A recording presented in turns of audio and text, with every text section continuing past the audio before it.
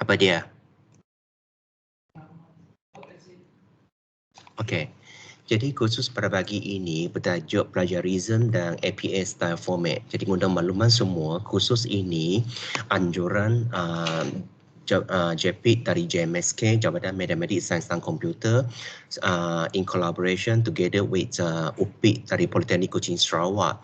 Jadi oleh itu kita ada terbuka kepada semua pensyarat dan pelajar yang berminat untuk mempelajari plagiarism dan juga mengetahui sedikit tentang APA style workshop APA style ini. Jadi untuk makluman semua, khusus ini lebih kepada perkongsian secara bersama berdasarkan kepada pengalaman saya sebagai seorang panel dan juga reviewer selama ini dalam pelbagai jurnal dan juga conferences, dan diharapkan apa yang saya kongsi dengan rakan-rakan pada pagi ini sedikit sebanyak boleh membantu anda untuk memahami dengan lebih baik apa itu plagiarism, bagaimana kita hendak mengelakkan plagiarism, dan kita juga perlu tahu kenapa ada APA style workshop itu. Jadi kan, jadi pertama sekali kan saya rasa semua orang pernah nampak istilah ini cite, C-I-T-E, cite. Jadi apakah maksudnya cite sebenarnya? Jadi tiap-tiap kali bila kita nampak ada pensyarat kata kita kena cite, ataupun saya sentiasa beritahu kepada pelajar saya juga yang menulis kepada rakan-rakan yang merujuk kepada saya kata anda perlu cite. Cite berdasarkan kepada pandangan scholar. Jadi cite ini maksudnya apa?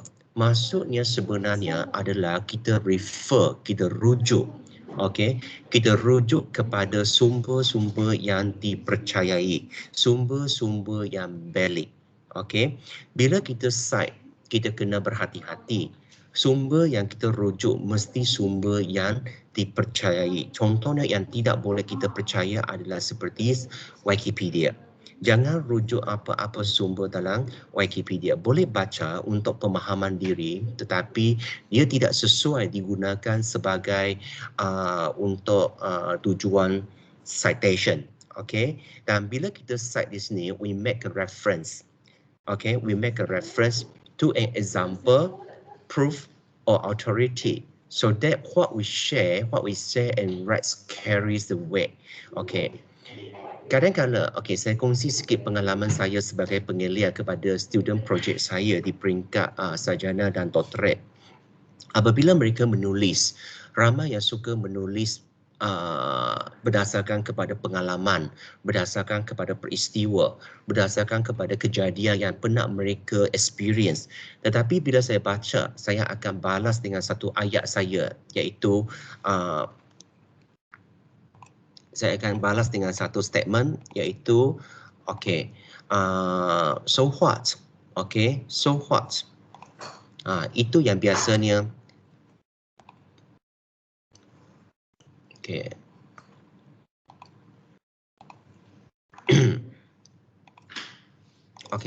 jadi saya kata saya akan balas dengan satu statement, so what? Sebab apa yang dia tulis ini semua datang daripada pengalaman dia. Bukan kata tak boleh. Kita boleh tulis berdasarkan pengalaman kita, berdasarkan kepada kejadian yang kita nampak di persekitaran kita. Jadi itu bergantung kepada pendekatan kajian dan penyelidikan yang digunakan. Apa yang JMSK buat selama ini kan, dari tahun lepas, yang kajian tindakan yang dihasilkan itu, pendekatan kajian tindakan kita boleh terima daripada pengalaman penulis. Itu tak ada masalah. Tapi kalau kajian konvensional, kajian-kajian lain, especially kalau siapa yang buat kajian di peringkat sarjana muda, siapa yang buat kajian di peringkat sarjana dan juga doktorat, maka anda perlu belajar citation. How to refer to the reference. Sebab normally saya akan tanya, saya kata, who are you? Bila you tulis seperti ini kan, tambah sebarang citation. Siapa diri anda yang sebenarnya? Anda hanya seorang pelajar, anda hanya seorang penulis. Maka kita perlu cite. Okey, nanti saya akan kongsikan kenapa kita perlu cite. So, pendek kata cite di sini kita rujuk kepada refer. Okey. So, there are several reasons why referencing has become a convention in academic writing. Okey, ada beberapa alasan yang saya boleh kongsi dengan rakan-rakan pada pagi ini kenapa kita perlu buat citation dalam academic writing. Dan saya harap selepas ini rakan-rakan boleh cuba untuk mengukuhkan, memantapkan references masing-masing. Okay, jadi the first one is melalui citation, you show the depth and the breadth of your reading.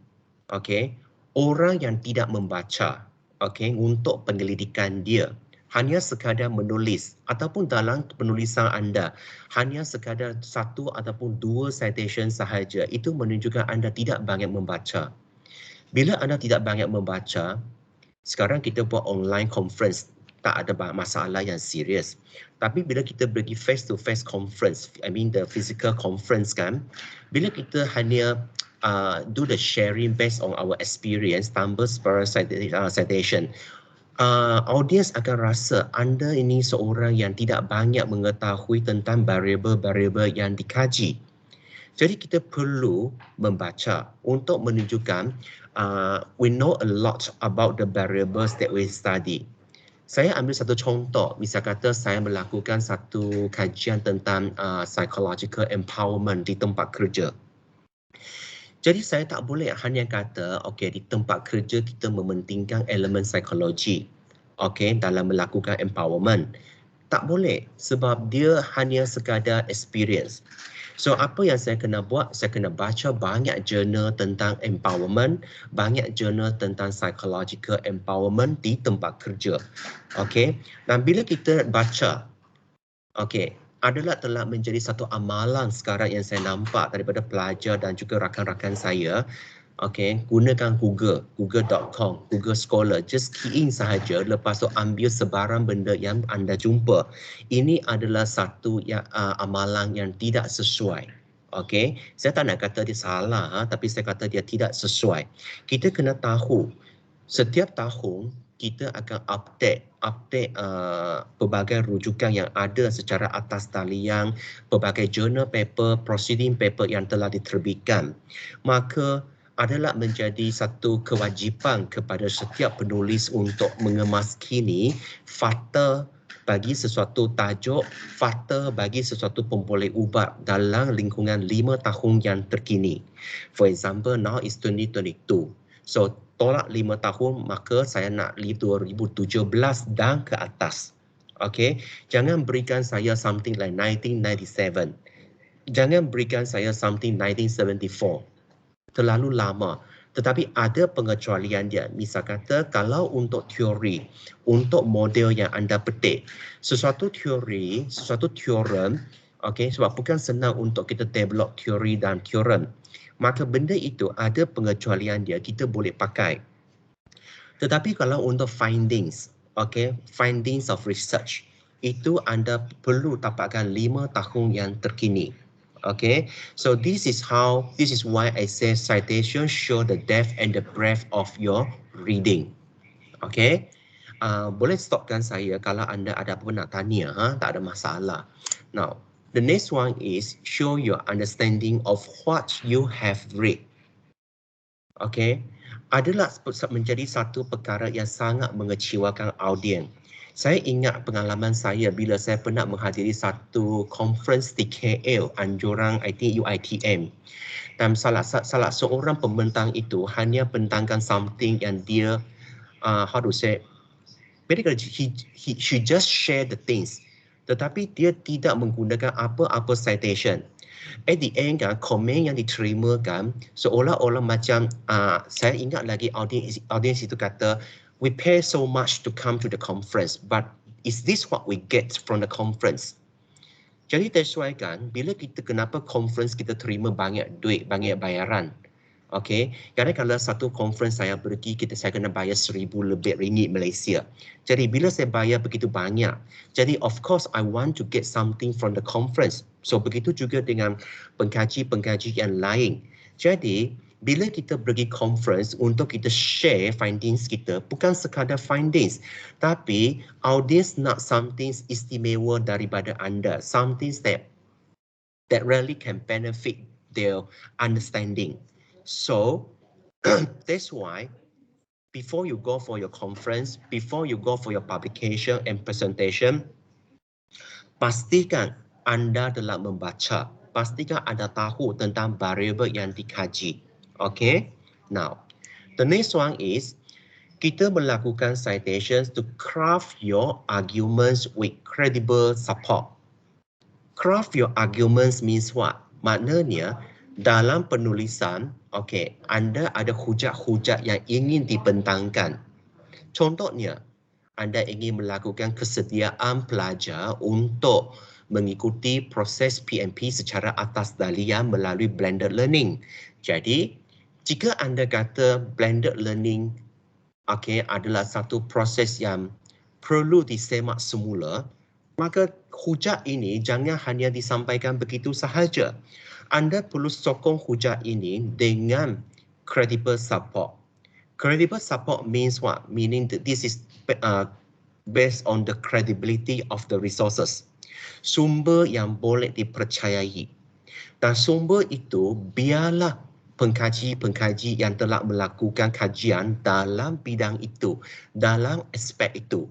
Okay, so that's why I said this is a credible support. Okay, hujat yang kita sampaikan kadang-kala tidak perlu support, kadang-kala perlu support.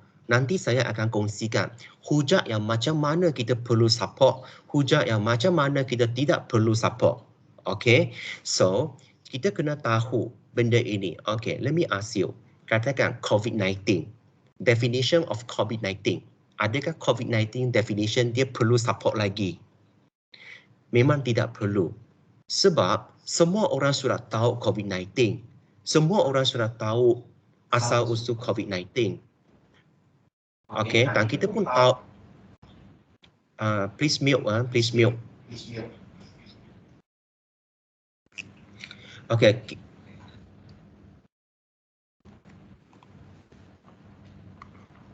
Mute.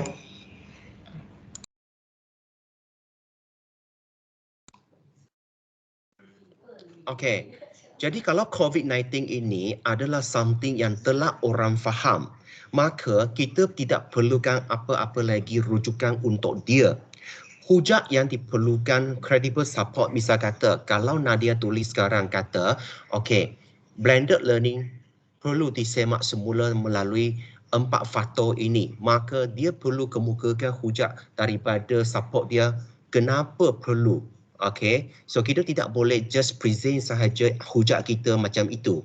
Alright, now next one, we give the recognition to the work that is not your own. Perlu tahu rakan-rakan yang saya sukai, okay, recognition kita perlu berikan kepada pengkaji-pengkaji yang telah bersusah payah untuk melakukan kajian. Bila kajian itu dibentangkan, bila kajian itu diterbitkan, maka kita jangan hanya ambil tanpa memberi pengiktirafan. Itu adalah satu perkara yang sangat sedih dan sangat mengecewakan kalau tidak ada sebarang recognition diberikan. Okay, jadi cara untuk kita memberikan recognition adalah kita cite. Kita cite menggunakan cara yang betul tentang hasil yang kita rujuk. Rujukan yang telah kita buat. Okay, so recognition to the work. Remember, this is how you recognize the people's work. Alright. Next one, kita kena follow an acceptable referencing system endorsed by your academic community.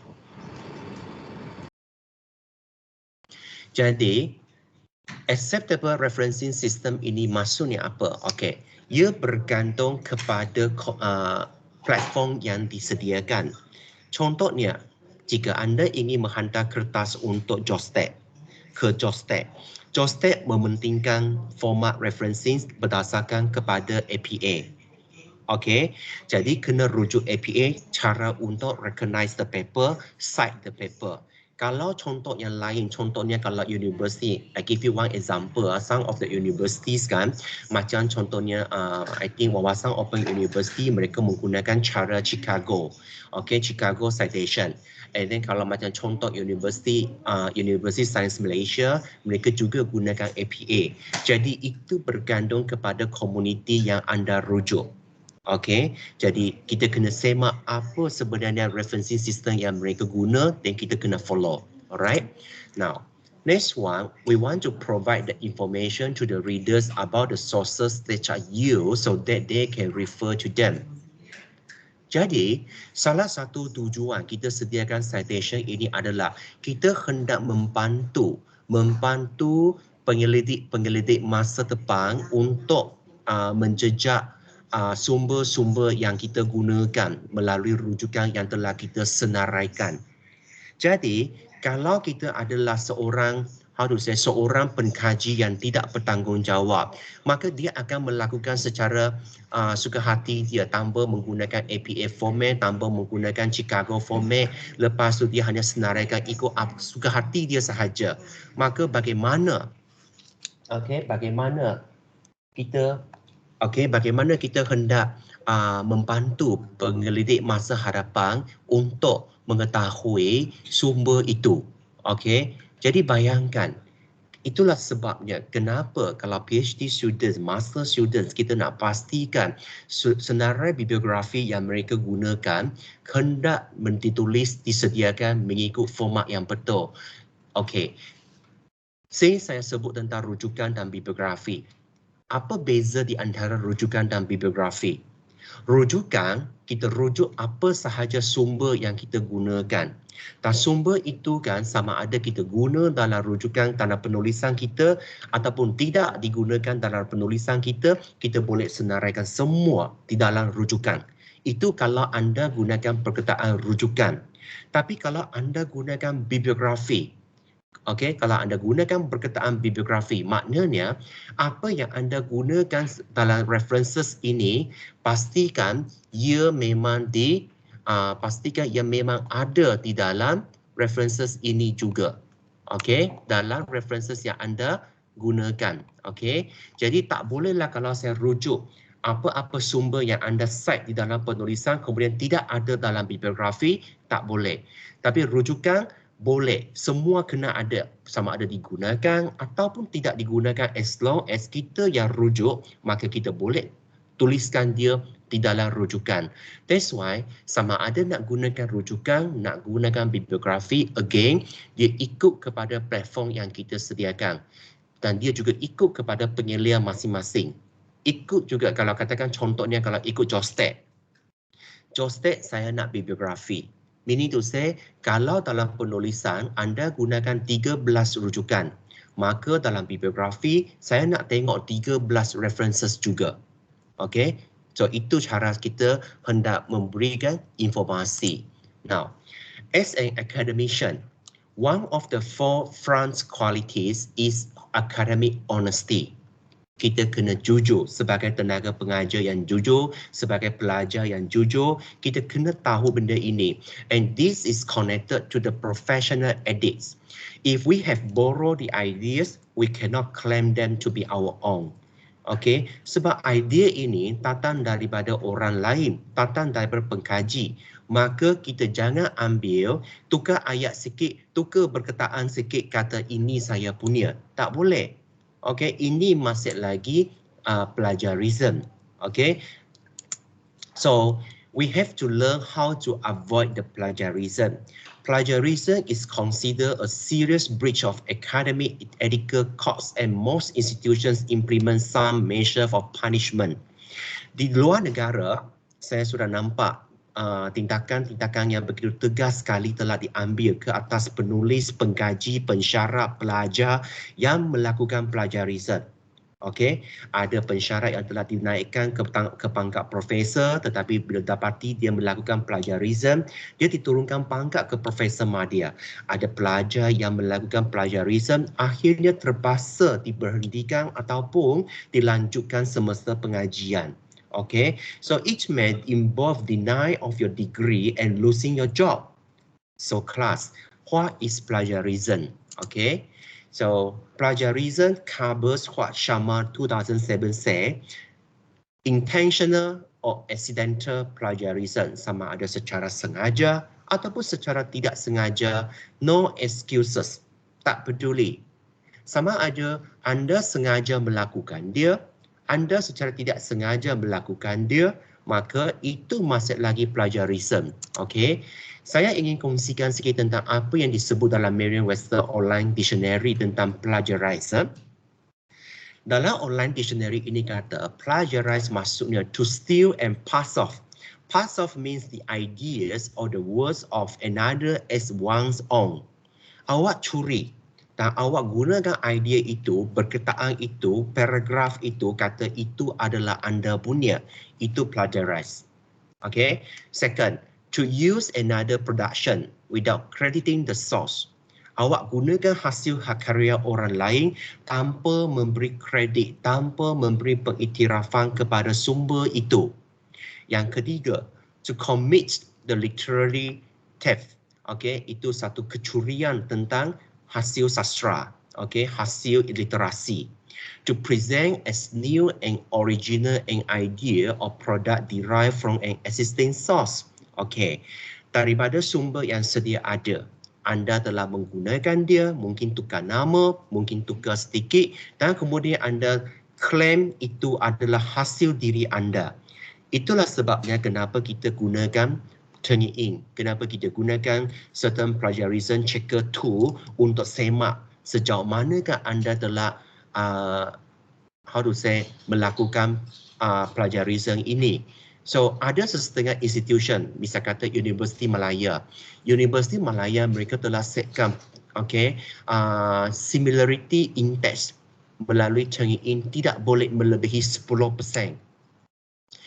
Universiti kalau Open University setahu saya kan is around 20%. And then kalau untuk jurnal jostek saya juga dalam 20%, tidak boleh lebih 20%. Okay, so sekarang kita tengok universiti semua akan gunakan. Contohnya kalau I think mostly the university awam semua setkan around 20% juga. So in other words, plagiarism is an act of fraud and then it involves both stealing someone else's work and lying about it afterwards. Okay, so this is the definition that we can pick out about the plagiarism. Okay, now ini adalah sedikit keratang akhbar tentang pengajian tertangguk gara-gara plagiat di kalangan pelajar kita, dan artikel ini daripada Universiti Putra Malaysia. Dan ini adalah tengok senator tak kuat pensyarat naik pangkat walaupun plagiat. Tengok, jangan ingat orang tak tahu plagiarism ini bila kita lakukan plagiat, bila kita dinaikkan pangkat, suatu hari nanti benda ini akan juga diketahui oleh orang. Sebab apa? Kita ada pelbagai plagiarism checker tool yang ada di pasaran sekarang. Okay, you see, pensyarat universiti di Yogyakarta letak jawatan kerana dia tak kuat ciplak artikel. Okey, nama dia saya tutup nama dia. Pensyarat Fakulti Ekonomi dan Perniagaan Universiti Gajah Mada UGM membuat keputusan mengejut meletak jawatan sebagai pendidik di universiti selepas ditakwa terbabit dalam aktiviti plagiat. Okey, pelajar IPT boleh dikenakan tindakan kerana plagiat jika siapkan tugasan guna pihak ketiga. Okey, ini berita 2020 dan sehingga kini kita masih mendapati ada juga pelajar yang masih lagi membayar RM50 hingga RM100 kepada orang ketiga untuk menyiapkan tugasan mereka. Perkara ini telah diambil penekanan yang tinggi oleh universiti dan juga pelbagai institusi pendidikan. Okay, and professor accused of plagiarism quits for 200,000. Okay, so ini di luar negara tengok. Okay, and then professor caught for plagiarizing articles in nursing journal. Tengok, profesor ditangkap kerana melakukan plagiarism artikel dalam jurnal nursing. Okey, dan ini dalam Universiti Malaysia Kelantan. Okey, ahli majlis profesor negara, Profesor UMK dituduh ciplak untuk tesis PhD. Okey, and then the Menteri Australia letak jawatan ditakwa terbabit pelajar tesis dia. Okey, and then pensyarat elak tumpang nama penyelidikan pelajar. Okey, ini pun satu perkara yang hendak kita hati-hati. Bila kita gunakan projek pelajar, okey, sebagai salah satu daripada pembentangan ataupun penerbitan maupun perkongsian. Pastikan kita dapat persetujuan pelajar dan pastikan kita bawa pelajar bersama dan pastikan nama pelajar adalah orang pertama, bukan nama pensyarat. Jika pensyarat letak nama dia sebagai orang pertama, maka etika ini telah dicabar. And then pensyarat berkenaan turut dikatakan melakukan plagiarism. Okay? And then penerima anugerah tokoh bahasa Melayu ditakwa pelajar karya sastra. Okey, perkara ini telah disemak oleh Kementerian Pendidikan Malaysia juga. And then penerbit karya ciplak menang anugerah buku negara. And then penulis takwa artikel diplagiat dalam perbahasan senator mohon maaf. And then pelajar cema kesucian bidang pendidikan. Okay, this is what I can share with you on 2019. Salah satu kereta apa yang saya baca dalam berita harian. Okay, di mana perbuatan sama ada memalsukan hasil kajian atau dokumen, menyalahgunaan dana penyelidikan dan mempelajari hasil kerja orang lain tanpa keizinan adalah satu jenayah akademik. Ia bukan sahaja menjejaskan profesionalisme mereka yang melakukannya, lebih buruk lagi boleh mencetuskan konflik jangka panjang yang mungkin menjejaskan kualiti ahli akademik atau bakal cendekiawan dihasilkan. Okey, so ini adalah satu perkara yang perlu kita beri perhatian. Saya ingat lagi satu perkara yang betul-betul yang telah saya nampak di salah sebuah universiti awam di mana pensyarat melakukan plagiarism. Okey, cerita dia, pensyarat berkenaan dari UA melakukan plagiarism kerana menggunakan tesis PhD student dia untuk dibentangkan, untuk diterbitkan dalam salah sebuah jurnal antarabangsa. Selepas jurnal diterbitkan, akhirnya pelajar itu kebetulan merupakan pelajar pensyarat di universiti awam, nampak hasil penerbitan itu, maka mereka semak semula dengan universiti, semak semula dengan penerbit. Akhirnya perkara itu telah disahkan, kemudian aduan telah dikemukakan, saman telah dihantar kepada pensyarat berkenaan. So at the end, pensyarat itu terpaksa letak jawatan dan hilang segala benefit yang dia ada di universiti berkenaan. So kita kena berhati-hati dengan perkara-perkara seperti ini. Now, so common forms of plagiarism, ada beberapa bentuk plagiarism. Submitting someone else's works as your own. Kerja orang lain anda hantar sebagai kerja sendiri. Okay, ini adalah satu plagiarism. Copying or summarizing someone else's original idea without the acknowledgement.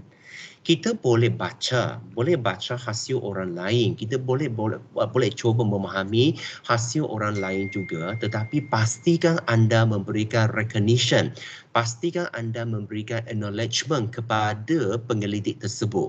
Okay, now copying and pasting without acknowledging the source in your writing. Okay, ada setengah orang bila dia tulis, dia quote menurut ahli 2020, apa yang ahli kata 2020, tetapi dia tidak cite di dalam rujukan, dia tidak memberikan referencing dia. Jadi itu pun satu perkara yang salah. Satu perkara yang melanggar plagiarism. So when you copy and paste, that is considered the quote, the quotation. Jadi bila quotation itu anda paste di dalam penulisan, ada syarat dia. Bukan kita paste satu muka surat semua, tak boleh. Kita tak boleh paste macam itu. Dan kita boleh paste mungkin kata sebahagian daripada ayat, tetapi pastikan anda juga cite nama dia, pastikan anda sebut juga sumber ini dalam bibliografi. Okay? Now, giving the false information about the authorship. Okay. Ada kalanya anda sengaja memberikan rujukan yang salah sebab anda tidak jumpa. Kalau anda tak jumpa rujukan itu, jadi anda rasa fed up, tidak tahu nak cari di mana, jadi anda suka hati sahaja letak sebarang tahun penerbitan, sebarang nama artikel itu ataupun sebarang nama penulis itu. Ini pun satu perkara yang salah. That's why kenapa orang yang belajar master dan PhD mengambil masa yang begitu panjang untuk menyediakan hasil penulisan mereka, sebab kita kena pergi cari rujukan itu sampai kita dapat rujukan itu yang betul. That is your responsibility sebagai seorang penulis. Okay, now copying word for word and passing it off as your own. Okay, ada setengah orang dia copy and paste. Dia copy statement itu, dia rasanya tak ada masalah. Dia copy macam itu, lepas tu dia hantar. Mungkin orang-orang yang semak terlepas pandang. Mungkin Tang Ying pun boleh terlepas pandang. Okay? Tetapi sometimes that is wrong. Bila anda telah melanggar etika, jangan copy and paste. Okay? Mungkin anda boleh restructure the idea. You see, I don't say restructure the sentence, I say restructure the idea. Idea itu daripada penulis asal kita fahami dulu. Lepas kita fahami, kemudian kita boleh tulis semula dengan perkataan sendiri untuk menyampaikan idea itu. So that is how we reparaphrasing. Alright? Changing just the number of the respondents and other peripheral information in the research data and then calling it your research. Okay, perkara ini memang berlaku. Saya nampak ada orang tidak pandai analisis, tapi dia nak gunakan analisis itu. Jadi bagaimana dia lakukan? Dia akan ambil findings orang itu, lepas tu dia tukar nombor findings itu, lepas tu hantar kerja itu. Ini pun satu plagiarism. Okay, sebab jangan terkejut, dalam dunia penyelidikan, kita ada pelbagai expert yang berbeza, expertise masing-masing. Contohnya kalau saya adalah, saya tak nak kata saya diri pakar, tapi saya suka mendalami questionnaire development, saya suka mendalami quantitative analysis, sebab bidang saya memang dalam penyelidikan kuantitatif. So saya akan mendalami pelbagai analisis kajian. Okay, so bila saya baca findings itu, sekali saya baca, saya akan tahu findings ini macam something is wrong about the findings. Okay, kalau ikut calculation dia pun tak akan macam itu. Jadi meaning to say, this one having the possibility, orang itu mungkin just hanya tukar sahaja, copy and paste. Okay, so that is also considered plagiarism. Alright, now self-plagiarizing is when you use your publishing material but you do not cite in your current work. Self-plagiarizing maksudnya hasil penyelidikan anda sendiri. Okey, saya boleh sebut ini dalam dua perkara. Perkara pertama, self-plagiarizing adalah anda telah terbitkan paper anda di dalam jurnal A. Tetapi bila anda nak hantar ke jurnal satu lagi, anda tidak cite jurnal yang pertama itu. Itu self-plagiarizing. Yang kedua, anda telah terbit di dalam jurnal pertama, tapi anda terbit juga dalam jurnal yang kedua, hanya tukar nama sikit, hanya tukar English ke BM, lepas hanya tukar abstract sahaja. Ini tetap juga melakukan self-plagiarizing. Okay, so nasihat saya, kita jangan buat perkara ini, sebab kalau dalam kalangan pensyarah, bila kita nak pergi untuk validasi nanti, kita jangan terkejut. Sekarang dalam validasi kita, kenaikan pangkat terdiri daripada banyak panel yang mempunyai kelayakan PhD. Jadi mereka kan saya rasa sangat berpengalaman dalam perkara ini. Mereka akan tahu, mereka boleh semak. So kita kena elakkan. Okay, kita kena hati-hati elakkan benda ini berlaku. Alright, so they are at most common types of the plagiarism to stay away from. So pada pagi ini saya akan seterusnya kongsi dengan kawan-kawan complete plagiarism, source-based plagiarism, direct plagiarism, self or auto plagiarism, paraphrasing plagiarism, inaccurate plagiarism, mosaic plagiarism, accidental plagiarism. So 8 jenis plagiarism ini kita perlu faham supaya kita tidak melakukan dia. Okay, of course take times lah. Saya tak harapkan kawan-kawan saya 100% hari ini habis workshop ini boleh terus faham ini dan boleh terus elakkan. Saya faham, okay, anda perlukan masa. Okay, even though I myself, I took for so many years to understand this one and then slowly baru saya boleh elakkan. Okay, Let me share with you one by one. The first one, complete plagiarism. Complete plagiarism ini paling teruk. Ini paling teruk. Ini tak payah belajar. Tengok pun untuk boleh tahu.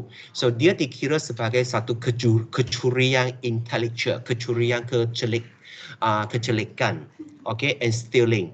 Complete plagiarism is the most severe form of plagiarism where a researcher takes a manuscript or a study that someone else created or submit it under the name. Okay, ini telah berlaku. Okay, baru-baru ini macam saya telah share dengan kawan-kawan kan dalam validasi yang telah saya laksanakan. Okay, saya sebagai panel bila saya nampak okay, ada juga calon yang hanya tukar nama kertas itu, tetapi kertas itu dia ambil daripada pensyarat daripada universiti awam. Okay, saya tak nak sebut universiti mana, saya tak nak sebut universiti awam. Dia hanya tukar nama sahaja. Jadi bila kita contact penulis asal dia, dia kata, saya tak pernah share dengan orang politeknik pun. Meaning to say, this is complete plagiarism. Okay. The second one, source-based plagiarism. When a researcher references a source that is incorrect or does not exist, it is a misleading citation. Sebenarnya ada rujukan itu tak wujud sebenarnya, tapi penulis itu just purposely letak sebab dia tak tahu nak cari di mana sudah. Ataupun dia sudah malas nak cari. Jadi dia letak sahaja. Kemudian plagiarism ini also occurs when a researcher use a secondary source of data or information but only cite the primary source of information. Okay, so that's why ada orang hanya jumpa secondary data. Okay, so cuba cari primary source of information kalau dapat. In case betul-betul tak dapat, maka baru anda guna secondary source of data or information. Okay, so both these types lead to an increase in the number of references sources. Dan ada juga orang dia cuba cite dua-dua.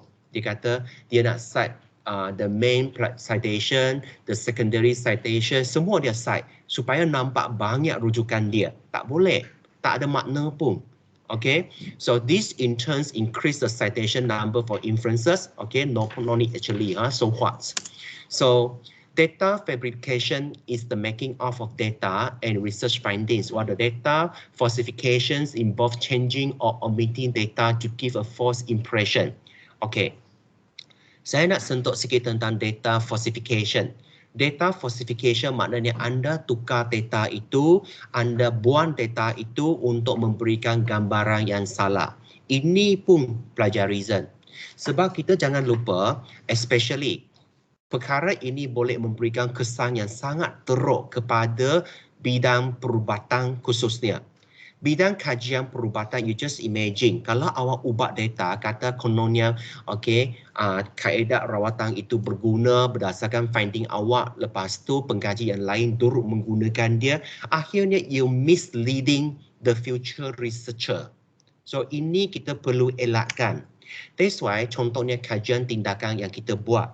Itulah sebabnya dalam kajian tindakan kita, saya memberitahu, saya kata, kalau awak nampak the first round, the first cycle berjaya, tulis berjaya. Kalau tak berjaya, maklumkan tak berjaya. Supaya pembaca masa akan datang, mereka nampak kenapa tak berjaya. They will consider about the possibilities. Okay, kita membantu penyelidik akan datang untuk mengetahui lebih baik sama ada benda ini boleh diteruskan ataupun tidak sepatutnya diteruskan. So that is data falsification. Alright. Next one is the direct plagiarism. So when we come to the direct or verbatim plagiarism, okay.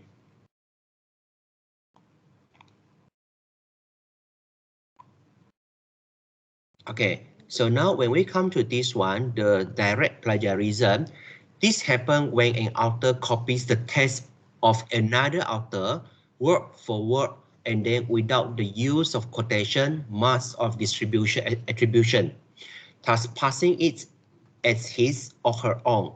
Macam saya kata tadi, kalau anda baca, lepas tu anda hanya ambil begitu sahaja.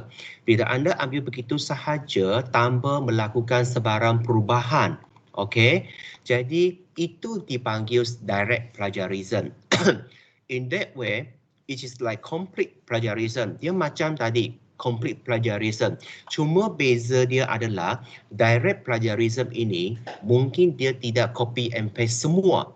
Dia hanya copy and paste sebahagian, satu perenggan, 5-4 ayat macam itu. So these types of plagiarism kita anggap sebagai ketidakjujuran, and it calls for academic disciplinary actions.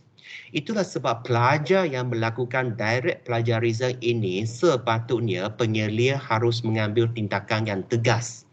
Okey, dan kita sebagai pensyarat, bila kita melakukan direct plagiarism ini, kita hendak fikirkan bagaimana kita nak mengelakkan dia. Ada cara dia kita elakkan. As long as anda bukan copy and paste the whole thing, the whole article. Okay, it is a serious infraction of academic rules and ethics. Alright. Now, self or auto plagiarism. Okay, ini yang telah saya kongsi tadi. Kita panggil self plagiarism ataupun duplication. This one happens when an author reuse the significant portions of your previously published works without attribution. Okay, itulah sebabnya saya kata bila kita melakukan kajian, kita kena baca betul-betul objektif pengajian kita, objektif penyelidikan kita. Objektif penyelidikan kita biarlah objektif yang betul-betul serius, yang betul-betul boleh dikaji. Misal kata sekarang kita buat satu paper yang ada 3-4 objektif, maka kita mungkin boleh pecahkan dia dalam 2 paper yang berbeza, rather than awak buat semua dalam satu paper. So, sekiranya anda tidak meletakkan objektif dengan baik, maka tidak ada peluang untuk anda menghasilkan banyak paper. So, at the end, pensyarat hanya fikirkan tambahkan bilangan paper, tetapi at the same time melakukan auto-plagiarism. So, this type of plagiarism is most likely to involve published researchers rather than university students. So the severity of these kinds of infraction is under debate and depending on the copy content. So ini juga bergantung kepada jumlah kandungan yang dia copy. Contohnya dalam jostek saya, jurnal saya, apabila seseorang itu hantar paper ke jurnal saya, kalau let's say saya nampak similarity itu daripada Teng Ying hanya lebih kurang 5% ataupun 11%, okay, then saya akan baca apa yang menyebabkan 11% itu. Kalau 11% itu bukan kandungan yang dikopi, tapi perkataan-perkataan yang biasa sahaja yang menyebabkan kenaikan similarity index itu, maka that is fine for me. So that's why kandungan yang kita copy and paste itu kita kena check betul-betul. Okay, so elakkan self-plagiarism. Okay. Many academic journals, however, have strict criteria on the percentage of authors' works that is reusable. Many journals run the manuscript through the plagiarism detection software before considering them for review. Okay.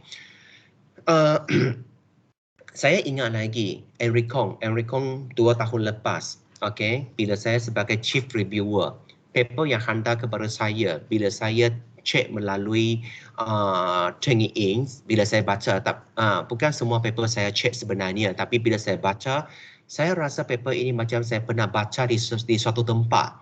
So saya akan semak melalui Teng Ying. Bila saya semak melalui Teng Ying, oh my god, 75-76%. So paper seperti sebegini memang kita akan reject terus. Okay, so saya ingat perkara itu berlaku melibatkan salah sebuah institusi. Okay, dan penulis menghubungi saya. So saya tidak balas sebab macam mana saya nak balas, sebab takkan saya balas anda telah menipu.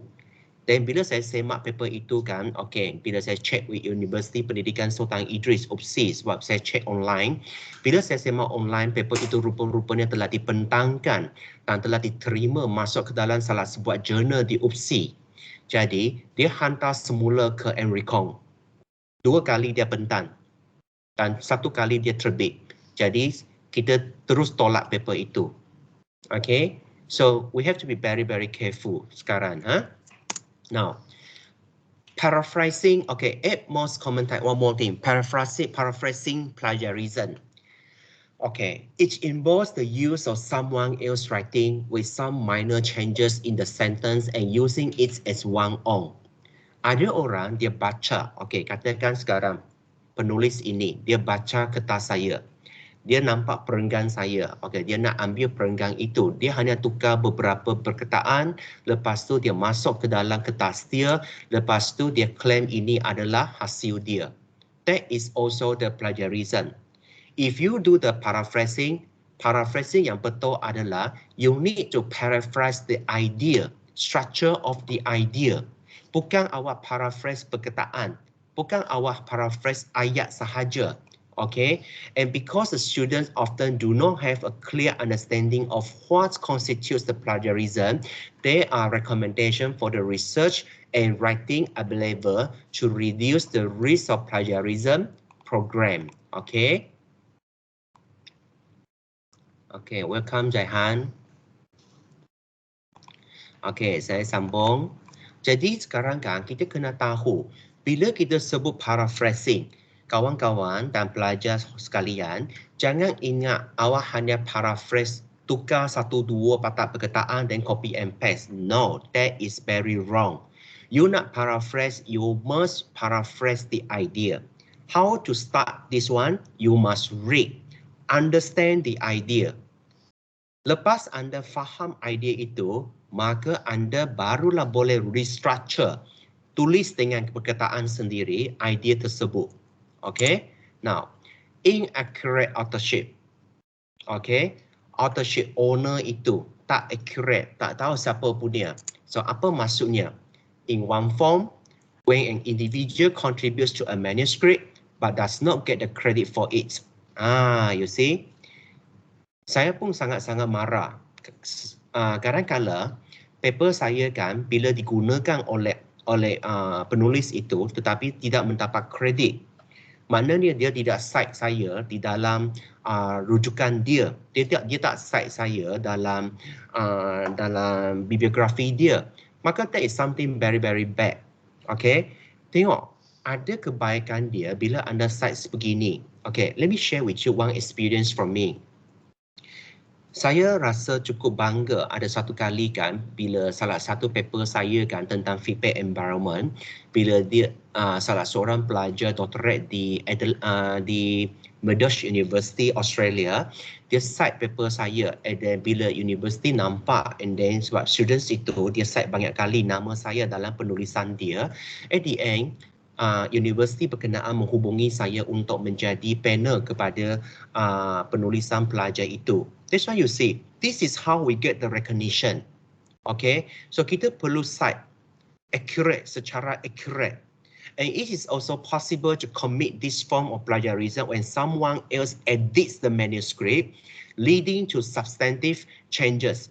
In this case, the recommendation is to acknowledge the contributors at the time of publication, even they are not listed as authors. Okay, dan kadang-kadang kan, I tell you kan, these kinds of inaccurate authorship ini kan, kita nak elakkan memang ambil masa yang cukup panjang. Nak elakkan ini kan, kita kena tahu cara untuk mencari rujukan dengan cara yang betul. Setakat ini saya nampak dalam kalangan politeknik dan college community, kita ramai gunakan Google Scholar. Tapi sometimes I tell you, Google Scholars tidak menyediakan full paper untuk anda. Jadi anda perlukan kawan-kawan yang sedang membuat master, sedang membuat pengajian peringkat kedoktoran untuk menggunakan khidmat library mereka supaya kita boleh download full paper itu. That's why cara yang betul adalah you get the paper, you must get the full paper. Jangan hanya dapatkan abstract, tak cukup. Bila you dapat full paper, baru you boleh cite nama, tahun, tajuk, muka surat, volume number, issue number, DOI number. Ini baru lengkap untuk bibliografi dia. Okay, so this is how we solve inaccurate authorship. Next one, mosaic plagiarism. Mosaic plagiarism bagi saya dia paling susah untuk dikesan. Okey, sebab pelajar ataupun pensyarah ataupun penulis, penyelidik suka melakukan mozek plagiarism ini kan, dan ini sangat-sangat susah dikesan oleh oleh Cheng Ying ataupun oleh mana-mana plagiarism checker tool. Okay, so as I say here, more difficult to detect because it interlaces someone else's phrases or text within its own research. Each is also known as patchwork plagiarism and each is intentional and dishonest. Ini memang dibuat secara sengaja dan sangat tidak jujur. I give you one example.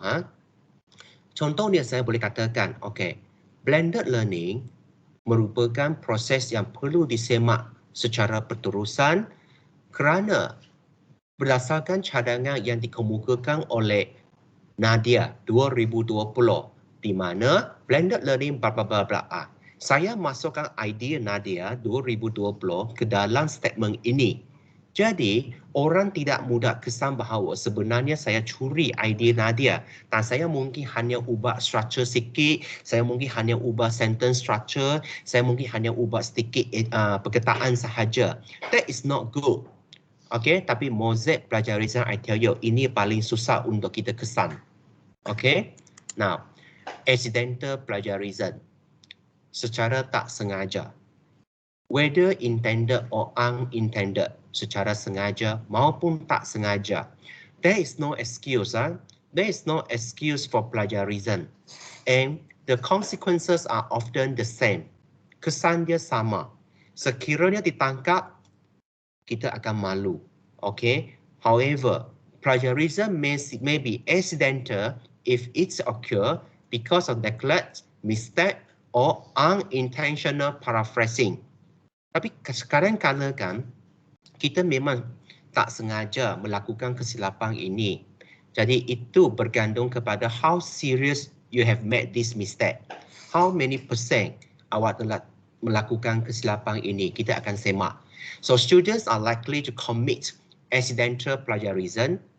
So university should stress the importance of your education about this form of plagiarism. So that's why sekarang kan di semua institusi pendidikan, kita memang tekankan kepada pelajar, tekankan kepada penulis, termasuk kalau saya, jurnal saya kan, Jostek, okay, termasuk juga tiap kali bila saya nak hantar mana-mana kertas ke platform yang tertentu, memang kita kena baca dulu, okay, berapa persen similarity in text yang boleh kita ambil, okay. How can you avoid the plagiarism in a research paper? Okay, bagaimana kita hendak mengelakkan plagiarism? Alright, so first you need to learn how to paraphrase the content. Don't copy and paste.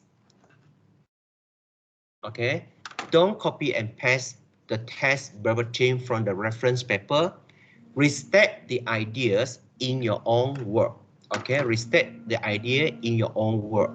Understand the ideas of the reference source well in order to paraphrase the correctly. So, meaning to say, pastikan anda faham. Okay, pastikan anda faham dulu idea itu, kemudian anda tulis semula dalam perkataan sendiri. Ini sebenarnya tidak susah. Bila kita faham, maka kita boleh tulis dengan perkataan sendiri. Bila kita boleh tulis dalam perkataan sendiri, itu menunjukkan kita telah faham dengan baik dan adalah mudah untuk kita bentangkan kepada orang lain. That's why ramai yang beritahu saya kata takut untuk membentangkan kertas secara face to face. Dan sekarang under COVID, suka bentangkan kertas kerana hanya melalui video. But don't forget that. Okay, the nature of the conference is we have to do it face to face and then to share the idea. So, banyak idea awak kena keluarkan bila anda bentangkan secara bersemuka. Okay, now the second way is you can use the quotation. Use the quotes to indicate that the test has been taken. Okay, the test has been taken. Okay, from another paper. And then the quote should be exactly the way, okay, they appear in the paper you take them from. Okay, bila kita nak ambil quotation, quotes itu, kalau betul-betul tak boleh nak summarize dia, nak ambil juga satu perenggan besar ini, maka boleh ambil tapi kena quote betul-betul mengikut format APA yang betul. Tapi jangan pula quote satu muka surat. Quote satu muka surat memang plagiarism. That is what we call complete plagiarism. Okay? Cite your sources. Identify what does and does not need to be cited. That's why saya kata ada benda yang perlu kita cite dalam rujukan, ada benda yang tak perlu kita cite dalam rujukan. Sekarang bila kita semakkan paper daripada student master dan PhD saya kan, bila saya semak paper itu kan, sometimes kan saya rasa nak cukup nak bom diri saya. Sebab apa? Even katakan macam contoh yang saya bagi tadi kan, COVID-19. Dia kata COVID-19 semakin serius dalam keadaan ini. Ini pun dia nak cite. Menurut Zaihan 2022, COVID-19 semakin serius. Tak perlu. Perkara ini tak perlu kita cite sebab dia telah menjadi satu fakta. Dia telah menjadi satu common knowledge. Jadi, common knowledge of facts, we don't have to cite. Okay? So the best way to avoid the misconduct of plagiarism is by self-checking your documents using plagiarism checker tools. Any words of ideas that are not your own but taken from another paper need to be cited. Okay?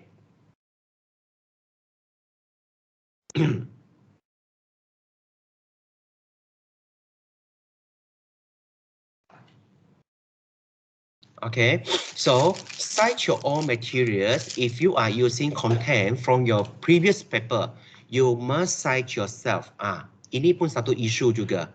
Ada orang kata, kalau paper yang telah ditulis oleh diri sendiri, boleh tak saya cite semula dalam kertas yang kedua? Okay, ini sangat-sangat bergantung kepada konten yang diambil. Kalau anda hanya sekadar sediakan rujukan, rujukan means anda hanya baca dan rujuk, maka for me is no serious issue. Tapi kalau anda nak cite juga dalam paper yang terbaru, bagi saya ini satu plagiarism. That is self-plagiarism. Okay, so jangan kita cite paper yang sama ataupun paper yang telah diterbitkan paper pertama untuk cite semula dalam paper yang kedua. Okay, so the scientific evidence that you gather after performing your test should not be cited. Okay, now maintain the records of the sources you refer to. Bila kita menulis, okay, bila kita membaca, macam contohnya,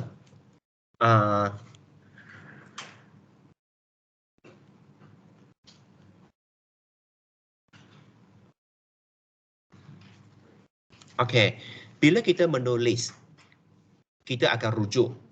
Bila kita rujuk banyak bahan kan, maka kita perlu simpan semua sumber yang kita rujuk. Okay, kenapa?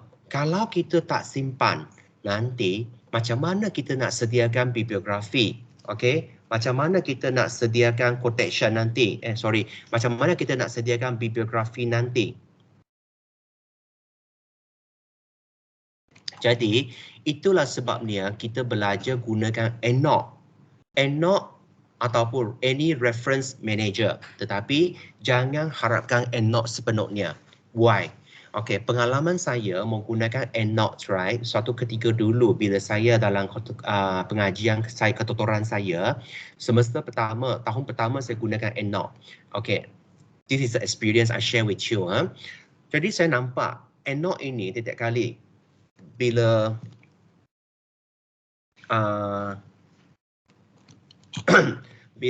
how to say, EndNote dia tak akan paparkan semua maklumat. Okay, dia tak akan paparkan semua maklumat yang saya rujuk. So, kadang-kadang itu menyebabkan itu menyebabkan saya hilang banyak maklumat yang sepatutnya yang saya perlu isi. That's why at the end, saya pergi secara manual.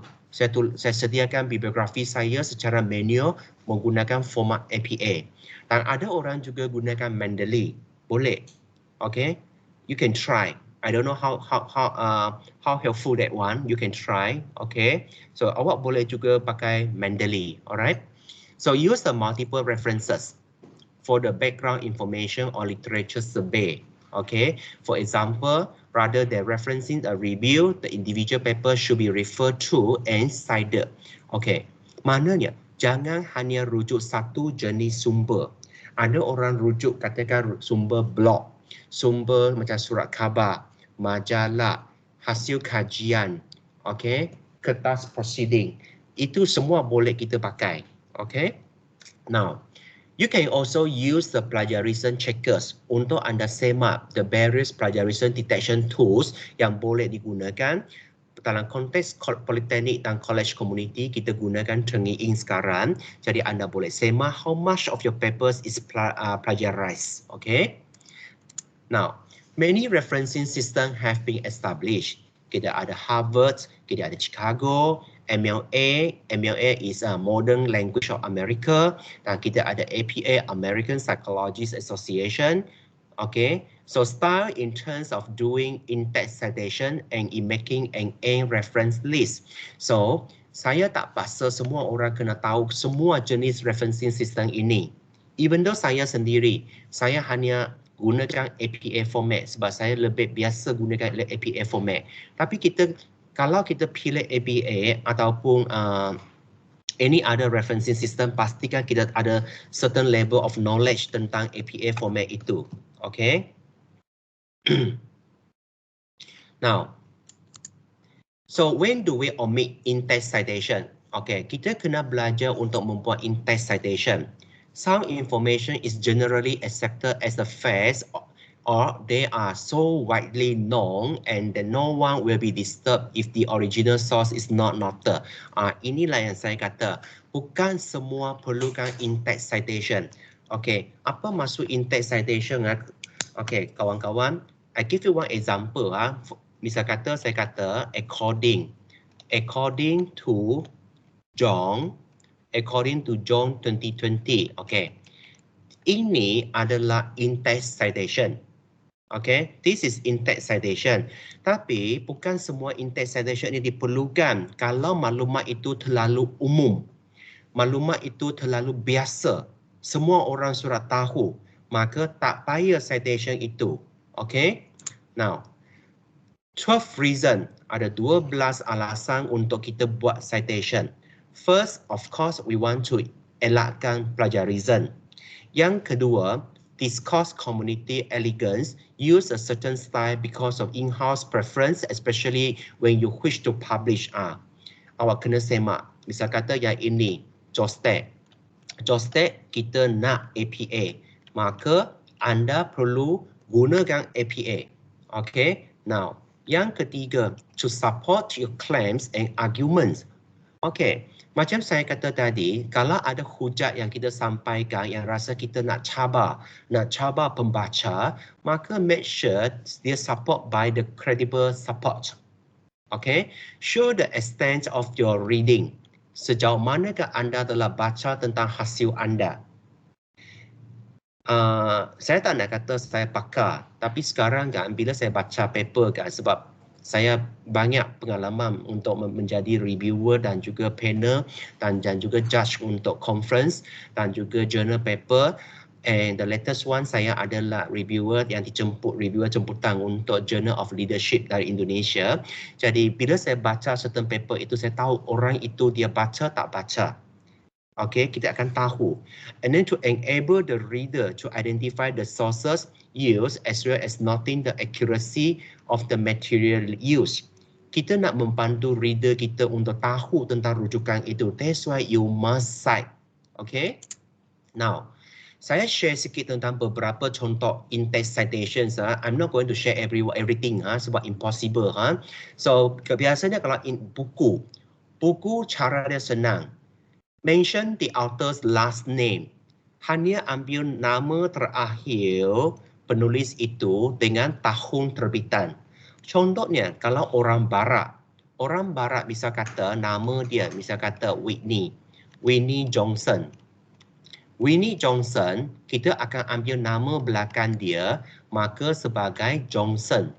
Okay, that's why macam ini. Johnson 2021 kata apa?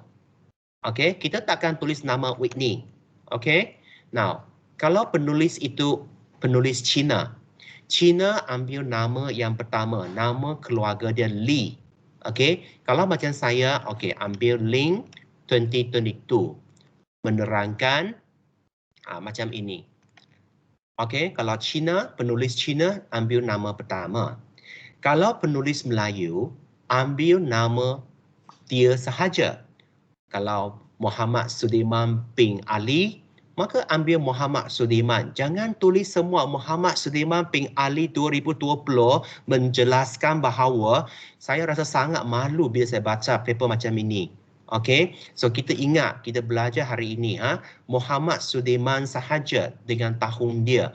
Kalau perempuan Melayu katakan nama dia, katakan Siti Zaihan. Siti Zaihan binti Zakaria. Okey, katakan ini. Maka bila kita cite, kita ambil Siti Zaihan. Okey, kita tidak ambil binti, kita tak ambil Zakaria. Kita hanya ambil Siti Zakaria. Kalau penulis India juga pun ambil nama pertama. Nama pertama selepas anak lelaki semua itu tak mahu. Kita hanya mahu nama pertama dia sahaja. That is how we cite buku. Jurnal artikel pun sama. The same in-type citations for the book applies to that of a journal article. Sebab journal article diterbitkan dalam bentuk buku ataupun e-book. Maka cara kita cite dia pun sama macam buku tadi. Okay? Now, yang ketiga, saya purposely pick out ini sebab banyak pengalaman bila saya baca orang cite quotes itu kan, quotation tidak tahu. Cara dia adalah using too many direct quotes measure lacks of the diligence in wanting to say things in your own words, or worse still that you may not have fully understood what you have read. Yang ini, jangan kita quote banyak di dalam artikel kita. Dalam satu penulisan, saya rasa saya boleh terima satu sahaja quote. Lebih daripada itu kan, seolah-olah awak memberikan satu gambaran kepada penerbit bahawa anda ini jenis yang tidak membaca. Okay? And when direct quotes are too long means more than 40 words. More than 40 words, that you should use the block style for its citation. Gunakan cara block style yang melibatkan pembuka kata dengan penutup dia. Kalau lebih 40 patah perkataan. Contohnya yang ini, according to John 2019. Okay, kita ada pembuka. Students often had difficulty using APA style, especially when it was their first time. Okay, dan seterusnya. Ini belum habis, panjang lagi ayat dia sebenarnya. So, okay. So, inilah cara dia. Kita kena pakai ini. Ini kalau kita pakai, maknanya kita memang quote exactly sama daripada apa yang ditulis oleh penulis asal. Okay, kalau pakai telinga itu. Okay. Now, kalau long quotes pula, okay. John 2019 study found the following. Okay. Ini the whole thing. The whole thing ini kan, ini kita akan tulis, okay, kalau dia long quotes ini, okay. Kalau long quotes ini, you don't need any more the quotation marks and the page number is placed, okay. Now, paraphrases and summaries, okay. Okay. Kalau paraphrase dan juga summary kan, pastikan gunakan perkataan sendiri. In the academic writing, we have to cite the sources. Macam contohnya, according to John 2019, P.199. P. ini maksudnya apa? P. ini maksudnya page. Berapa page? Only one page. Rujuk kepada muka surat 199. Kalau more than that, dia kena buat macam mana? Dia kena buat John 2019, pp.1992210. Katakan macam ini. Kalau pp ini maknanya pages. Okay, pages. Kenapa saya nak ajar bahagian ini sebab ini adalah format yang terbaru di bawah APA format version 7. Okay. Tapi kalau siapa yang masih belum faham APA version 7, right? I think this year is the final year for you to try APA 6. Next year, kita kena move on pergi ke APA 7. APA 7 dia nak secara lebih spesifik. Muka surat berapa yang awak baca. Okay? Secondary sources. Secondary sources here, which mean that you have read the material from a primary source. It is advisable to keep these references to a minimum, especially when the work is considered to be important in your research. So, cara dia macam ini. Don't say, because students are taught to assume that no needs at all. So, cara kita cite adalah John 2000, di muka surat 33, as cited in Borden and Johnny 2014, di muka surat 234. Maknanya, Borden and Johnny ini, mereka cite John di muka surat 234. Dan mereka rujuk cadangan John 2000 ini sebenarnya dalam muka surat 33. So, ini cara dia untuk anda cite secondary sources. Okay? Ini cara yang terbaru, format yang terbaru. Alright? Reports. Kalau reports can be attributed to an author or an organization. If the author's name is available, then the citation of the report is similar to that of a book. If the report is attributed to an organization, then its name should be mentioned. Okay. APA 7, satu yang kebaikan dia adalah kita boleh cite menggunakan report. Contohnya UNESCO 2015. Report ini datang dari siapa? Dari UNESCO tahun 2015. Presenter bla bla bla. Bakri 2022. Cite penulis. Ini kita cite nama penulis kalau kita tahu penulis. Kalau kita tak tahu nama penulis, maka kita cite penerbit. Okey, ataupun cite organisasi. Okey, organisasi lebih tepatlah ha. Okey, organisasi. Alright. Report itu dipunyai oleh organisasi mana satu. Alright. Now, next one, we have the newspaper articles. Newspaper articles may be accompanied or unaccompanied by an alternate. Ini fenomena yang biasa berlaku. Kadang-kadang newspaper yang kita baca tu, kadang-kadang ada bersama nama penulis, kadang-kadang tidak ada nama penulis. Kalau ada nama penulis dalam surat khabar, sila tulis nama penulis. Kalau tidak ada nama penulis dalam surat khabar, maka letak tajuk artikel itu dan tempoh ataupun hari artikel itu. Macam contohnya, it was reported in the Star, dalam Star berita itu, that in view of apa. So cara kita cite adalah, don't wait for the dry spell. Okay, 2017, Jun 7. Ini adalah tajuk artikel dia. Okay, tajuk artikel dia. Kalau kita tahu siapa penulis itu, Ku, tahun 2017 dan in dalam majalah muka surat 12, maka kita boleh cite dengan nama penulis dia. So, I would like to say, kalau lupa, kalau tidak ada penulis, maka pastikan anda cite tajuk artikel itu. Apa berlaku kalau tajuk pun tidak ada? Maka carilah artikel lain. Alright? Unpublished materials. Okay. Tiap-tiap kali orang sebut unpublished materials. Apa maksud unpublished materials? Rakan-rakan, unpublished materials sebenarnya lebih merujuk kepada thesis di universiti, dissertation. Macam projek pelajar kita. Itu pun sebenarnya unpublished materials. Sebab mereka hanya sediakan dalam bentuk report dan hantar. Okay, so that is unpublished materials. Personal communication. Okay, sekarang di bawah APA 7. Okay, another good thing is kita ambil kira personal communication. Okay, it can occur when you want to refer to unpublished lecture notes. Okay, nota kuliah sekarang kita boleh cite juga. Surat pun boleh cite. Memo pun boleh cite. Personal interview pun boleh cite. Telephone conversation, email, photograph, semua boleh kita cite sekarang. Because why? APA 7 telah kategorikan semua ini di bawah personal communication. So for example, cara dia macam mana? You just cite macam ini, nama saya, okay, s.w.link, personal communication, tarik bila anda pakai. Okay, lebih senang. Okay, tetapi jika anda nak pakai tapi tidak mahu cite, boleh tak? That's why I say here.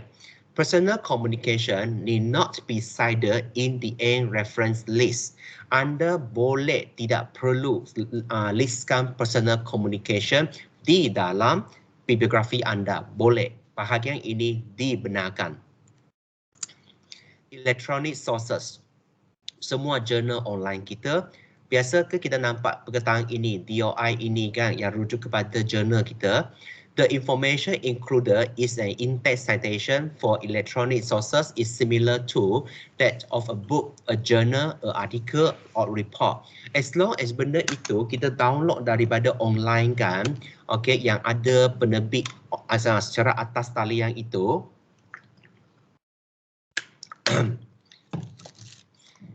so the address will be cited in the text. Okay, so the information need not be cited in reference list also. Okay, but if the citation is specific, such that the journal article, then the location or other details are reported in the end of the reference list. Macam contohnya ini, laman web dia, kita perlu cite. Okay, laman web dia kita perlu cite. Okay, so nanti saya akan tunjuk. Biasanya dalam APA 6 kan, kita nampak ada orang akan cite ini. Dia kata retrieve from apa, betul tak? Dia retrieve artikel ini dari mana. Perkataan ini tidak mahu sudah dalam APA 7. Okay, so pastikan anda jangan tulis lagi retrieve from this website, retrieve from this journal article. Tak mahu. Kita tak mahu perkataan ini sudah. No need retrieve from. Alright. Author-fronted. Okay. Meaning we put the cited name as the subject of the sentence. Okay, macam contoh Wong 2022 stated that. Tengok, ini cara kita tulis. Wong, Surya, John and Peter investigated that. Ini cara. Okay.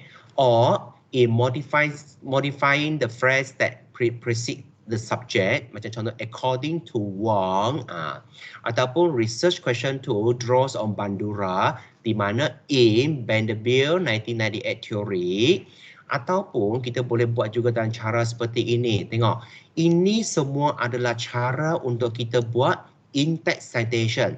Kita kena tahu semua cara ini sebab dalam artikel yang kita tulis nanti, janganlah daripada awal sampai akhir semua orang tulis menurut Syamsia Erina 2022, menurut Syamsia Erina 2022, lepas tu menurut Syamsia Erina 2022 lagi. Jangan asyik ulang cara yang sama. Kita kena gunakan pelbagai pendekatan yang berbeza. Okay? Background of the authors. And this details a parenthetical citation such as macam ini. Kita boleh juga tulis ayat dulu, idea dulu, tapi kita cite daripada sumber siapa. Okey, kurungan Muhammad Jati tahun 2020. Macam ini juga. About 80% of the secondary school students, bracket, kita cite Idris Omar, Chong and Kamsia 2020. The parenthetical information need not always be at the end of the sentence.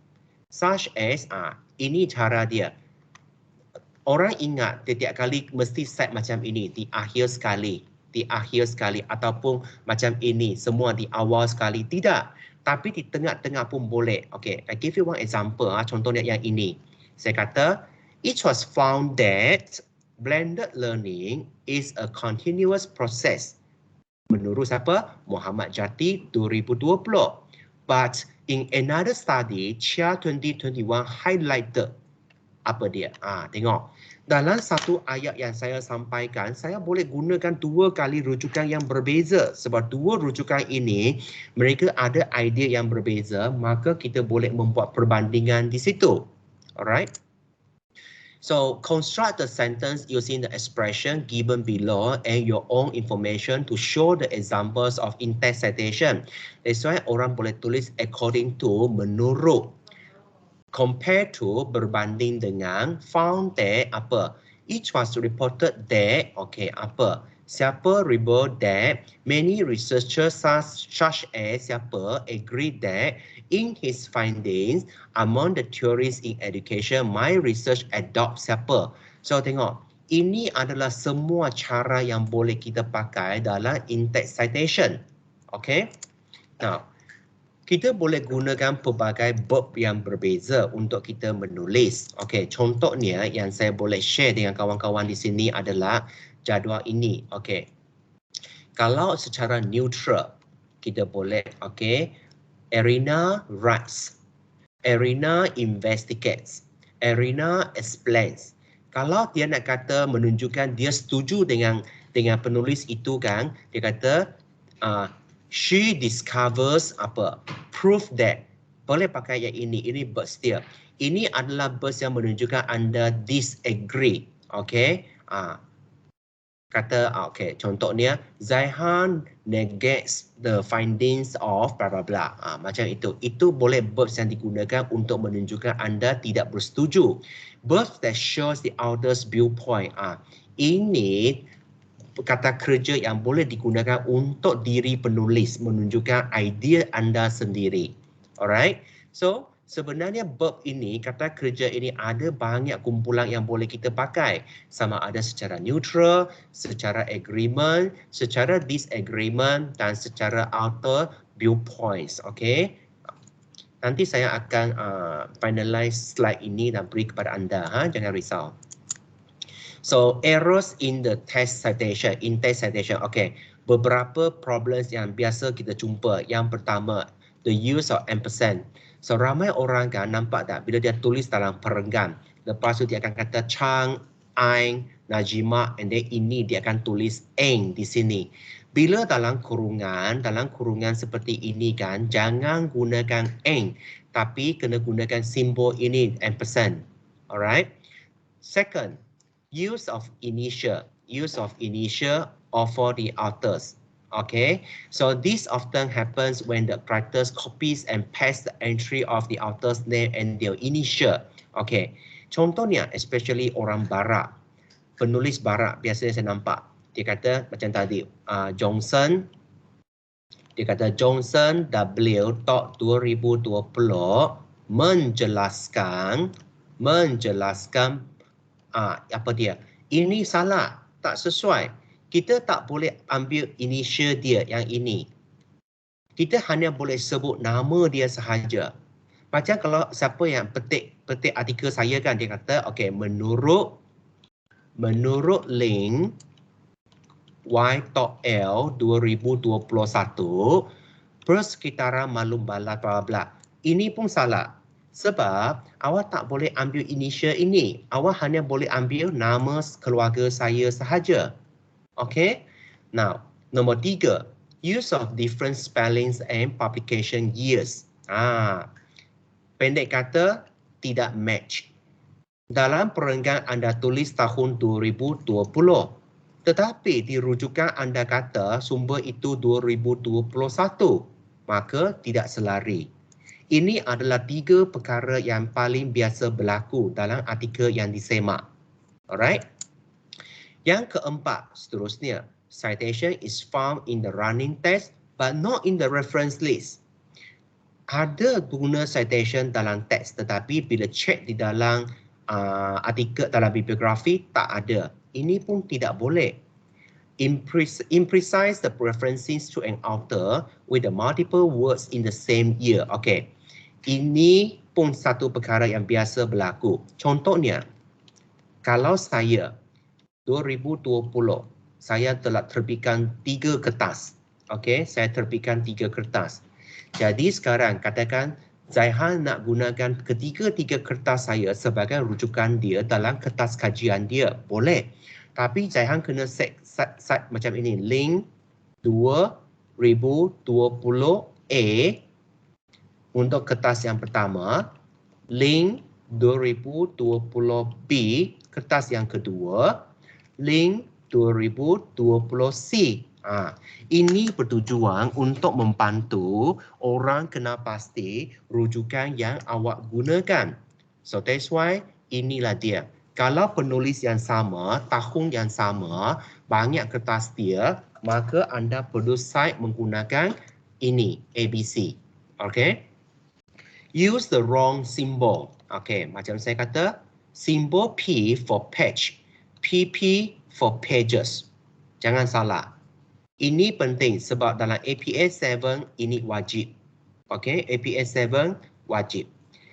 Sebenarnya this year kita telah mula, last year telah mula APS 7. Tapi kita masih lagi kan APS 6 sebab saya nampak APS 6 pun you all belum menguasainya dengan baik. Okay, so one more year for you all to practice APS 6 next year memang fully APS 7. Leaving out the important information. Okay, you cite something from the internet tetapi internet resources, page number semua tak ada. Ataupun awak cite benda ini tapi nama penulis tidak ada. Jadi important information tak jumpa. Now, number 8 here, wrong use or non-use of punctuation. Okay, ini. Perasan tak setiap kali anda gunakan Ali ETAL dot 2020. Dan ada orang tulis ET.AL.2020.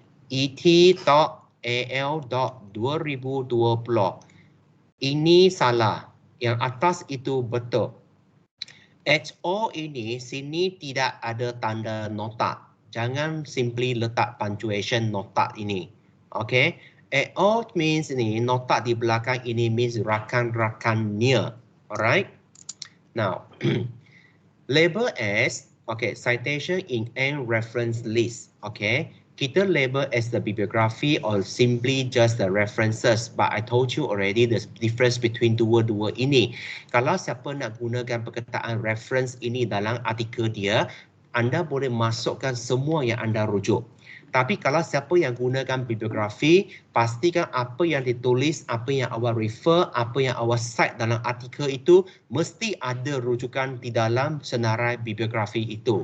Okay, so refer to the APS 7 edition for the formatting and the style guide. So saya telah berikan yang ini, APS 7 dan edition. So nanti saya kongsikan yang ini. So let me you see here. Okay. Okay, ini adalah APF format saber yang saya guna daripada University Malaya Library kan. Anda boleh rujuk ini. This is free for you. You can take this copy. Okay. Banyak pembaharuan telah dilakukan. Okay, saya tak sentuh semua sebab kekangan masa. Jadi saya hanya sentuh beberapa perkara yang saya nampak berlaku perubahan banding dengan APA 6. Okay, contohnya kalau ini. 3 to 20 authors ini, 3 hingga 20 orang penulis. Dulu kita tak senaraikan semua, tapi sekarang dia kata apa? Dia kata list by their surname and initials. Use one space between the initials. Use a series comma to separate the author's name, while the last author's name is preceded again by the ampersand. Contohnya Yang, Edamo, ini tak tahu baca, Branny, Beckett, Colley, Cubbing, Daly, Ferret, ini panjang nama dia, Hugh, Holling, Q, ini tak tahu baca, Mason, ini, dan Tini. Tengok, berapa orang penulis? 1, 2, 3, 4, 5, 6, 7, 8, 9, 10, 11, 12, 13, 14, 15, 16, 17, 18, 19, 20. Sekarang dalam bibliografi anda, format APA yang terbaru ialah awak perlu senaraikan semua 20 orang penulis. Tapi kalau lebih 20, okay, dan cara lain lagi. Tengok, kalau format APA 7 lebih 20 orang, kita akan senaraikan 19 orang yang pertama diikuti dengan dot, kemudian penulis yang terakhir. Ini cara dia sekarang. Okay, so ini pembaharuan APA 7. Okay, another one yang saya nak sharekan, okay, macam ini. Author Melayu, Omid bin or Binti. Kalau nama dia Asma binti Omar, kita kena cite sebagai Asma Omar. Jangan side pink atau pink tea dia. Tidak ada. Kita keluarkan semua. Alright? Okay. And then yang saya nampak di belakang, okay, editor book. Okay. Kalau buku yang mempunyai pelbagai edisi, okay, bukan edisi, macam mana kata, ya, pelbagai ramai editor, okay, yang ramai editor macam contohnya ini. Ini ada 2 editor kan, jadi di sini dia kena kurungan ed x dot. Kalau dia seorang sahaja editor, ed dot. Ini beza dia, macam ini, Keshawani. Keshawani ini seorang sahaja editor, maka kita hanya ed dot. So that is the difference now, okay. And then yang buku yang ada edisi, this is how we cite kalau buku itu ada edisi, And then artikel, multiple volume, okay. So ini kalau artikel di dalam magazine, newspaper, letter to the editor, review, okay. So kerja discussion, government document, report, publish conference paper in the book form, proceedings. Semua ini kita boleh rujuk kepada APS 7 ini bila anda nak cite dia di dalam in-text citation ataupun awak nak buat dalam references. Okay, so ini nanti saya akan sharekan di dalam group. Okay, so refer to the APA writing style ini. How do you want to correct the end reference list ini? Okay.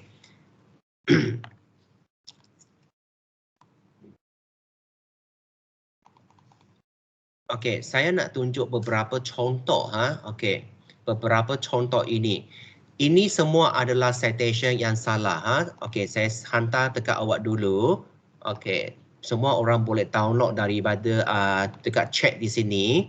Okay, saya telah letak di sini aktiviti dia. Anda boleh download, boleh download dari situ.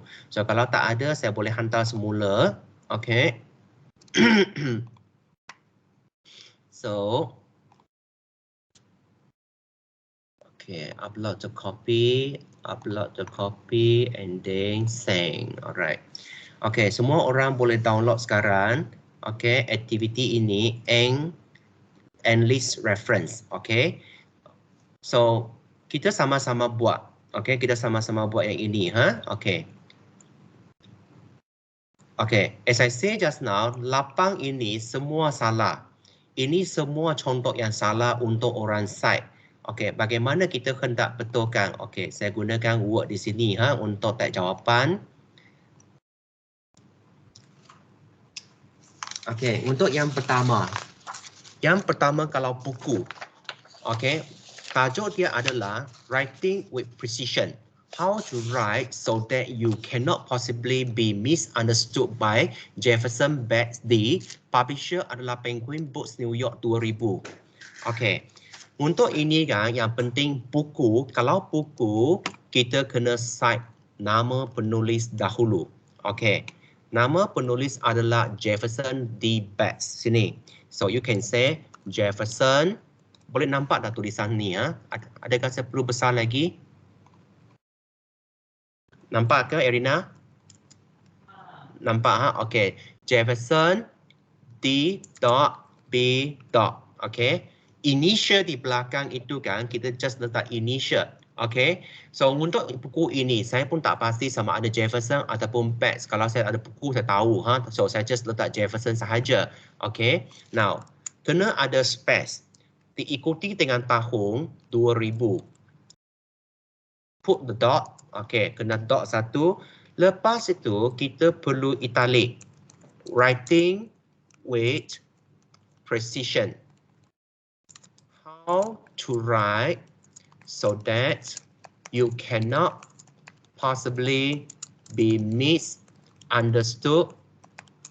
Okay, so apa kesilapan saya sekarang? Saya tidak italic, maka saya kena italic ini dulu. Ingat, tajuk buku mesti italic. Yang kedua, yang sedia asal di sini, dia huruf besar setiap perkataan yang mula kan? Tak boleh.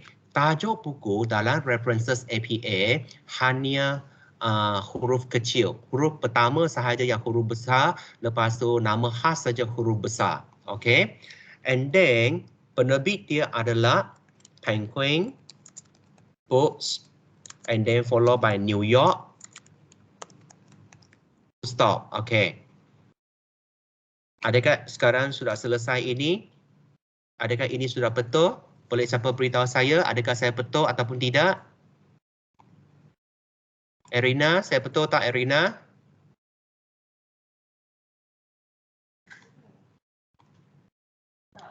Okey, memang tidak betul. Jadi mana yang tak betul Erina?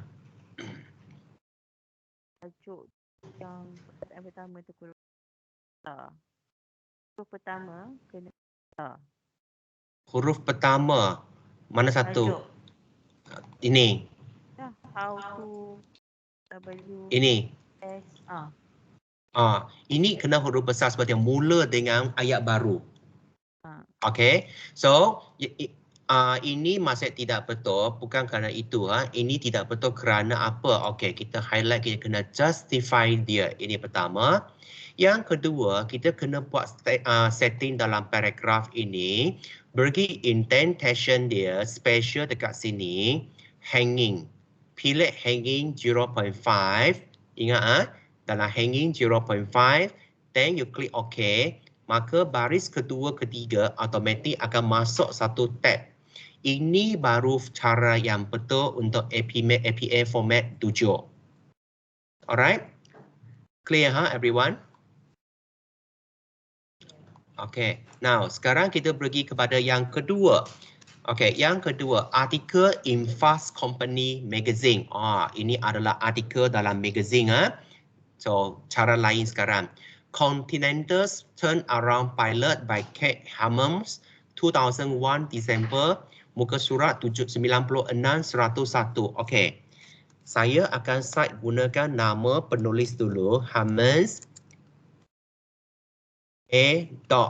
Kate Hammons ini senang sebab dia tulis semua penuh. So, confirm kita akan ambil yang belakang dulu dengan initial dia. Lepas tu apa dia? Apa dia?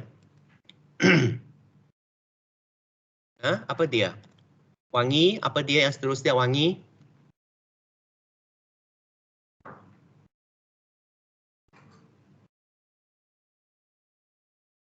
Tak dengar wangi?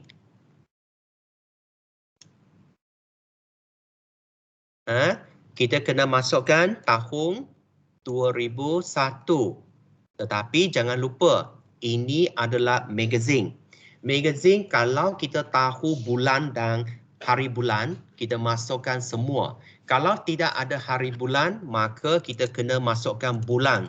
Disember di belakang. Dot, okay, sekarang tajuk dia lagi kena italic juga.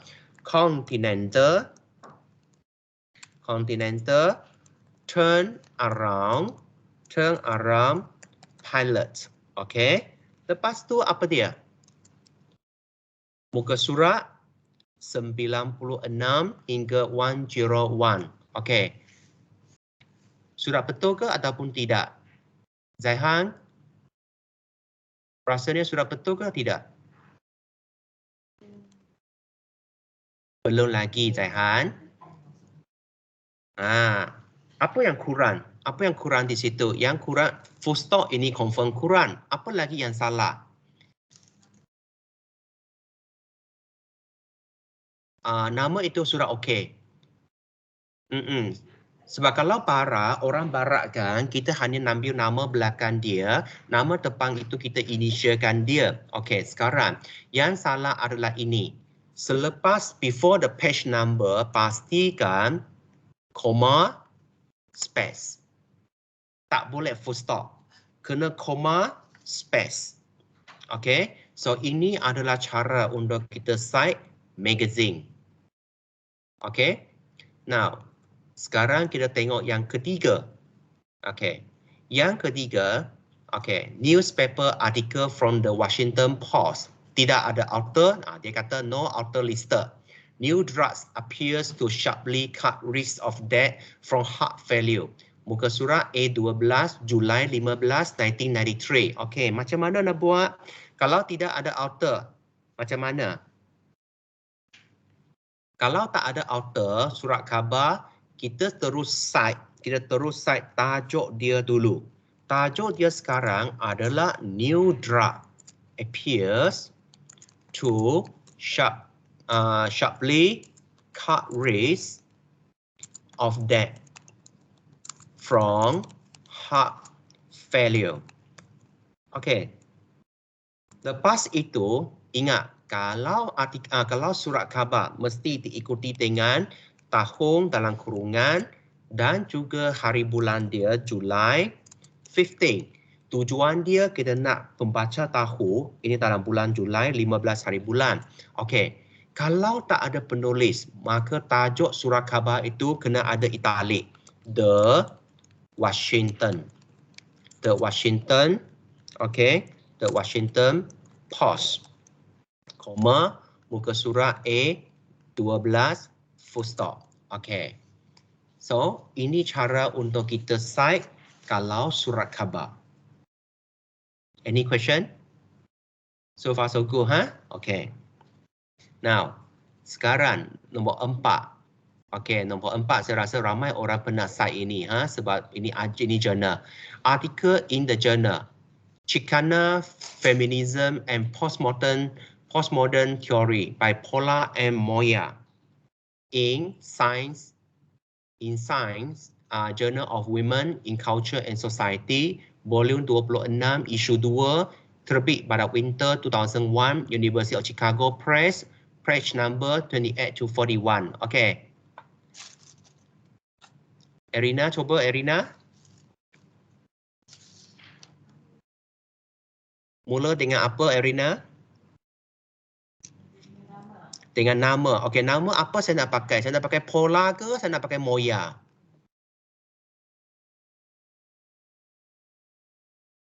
Moya. Yes, Moya sebab ini barat so ini Moya. Initial dia macam mana saya nak letak initial dia? N. Yes, P dot space M dot. Ini dia.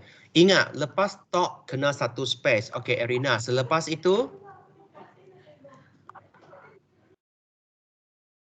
Erina, selepas itu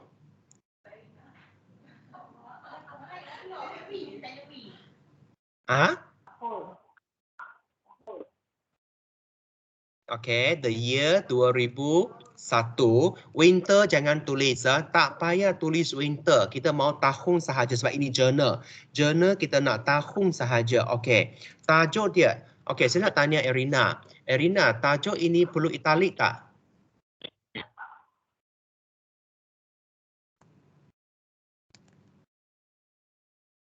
Perlu tak?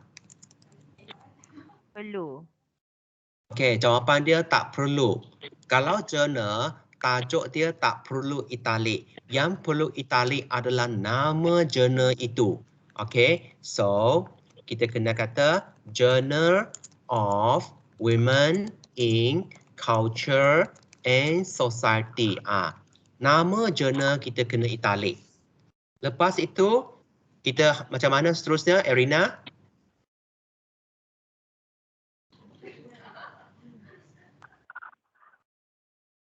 Apa lagi seterusnya?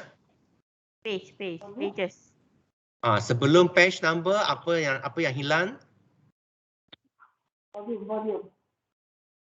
Volume. Tapi jangan tulis volume. Kita kena tulis nombor volume sahaja 26 bracket 2. 26 volume 26. Issue number tulis di dalam bracket. Koma. Barulah muka surat 28 hingga 41. Okey, Wangi, saya nak tanya Wangi.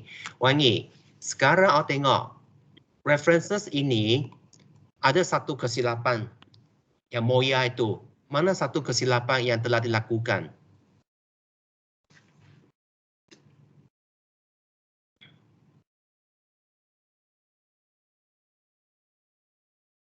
Ya? Tak tahu, bagus. Ini adalah pensyarat yang jujur, bagus. Jadi, kesilapan dia adalah ini, 26 ini. Ingat, bila kita cite journal kan, italikkan volume number. Volume number mesti kena italik. Issue number tak perlu italik. Jelas, Okey? Apa belajar, ha? Okey. Seterusnya, okey.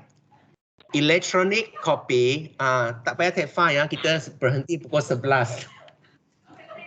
Okay, electronic copy of printed journal article dengan DOI number, theory of mind function, motor empathy, emotional empathy, and schizophrenia, a single case study by Karen Eddy in Journal of Forensic Psychiatry and Psychology, volume 18, issue 3, September 2007, page number 293-3065. Okay, sekarang saya nak uji W. W, apa yang saya nak tulis? Nombor 5. Okay, I give you a clue. Siapa penulis itu sekarang?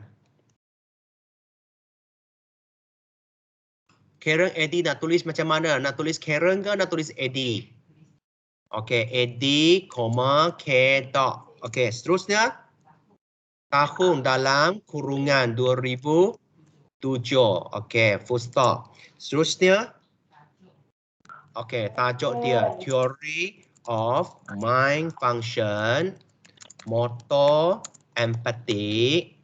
Okay, motor empathy, emotional empathy, and schizophrenia, a single suara saya sudah hilang, a single case study. Okay, lepas itu W, apa lagi? Cepatnya volume.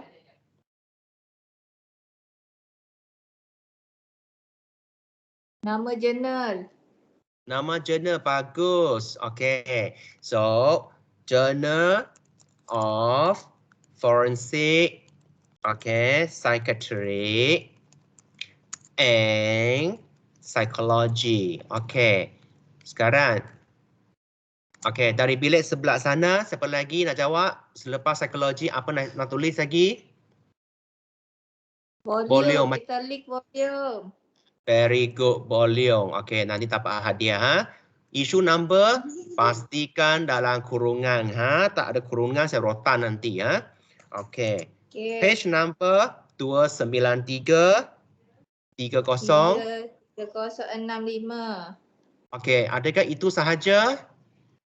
Ada lagi DOI. Macam mana mau tulis DOI? Macam ini ke? Macam ini ke? Ikut dia. Semua kena small letter DOI.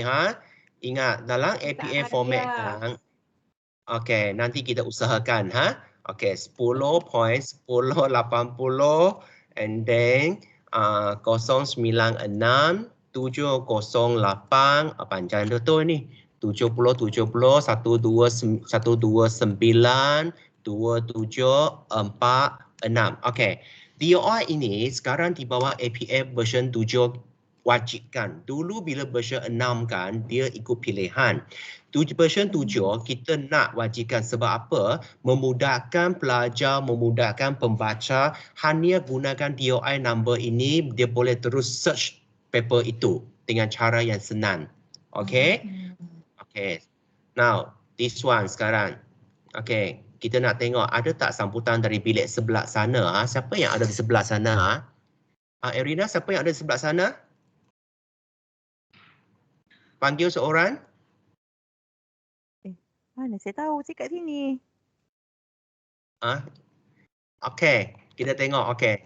Electronic copy of printed journal article. Okay, no DOI. This one tidak ada DOI. Tajuk dia ada by Michelle Shanahan, Spring 2003. In Cognitive Science, volume 18, page 162-180, found in August 25, 2004 from website ini. Okay, macam mana nak cite benda ini sekarang? Okay. Okay, Zaihan. Zaihan.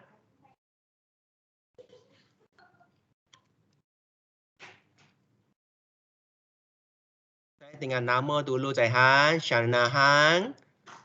Shanahan apa? Tok M. M tok, bukan tok M.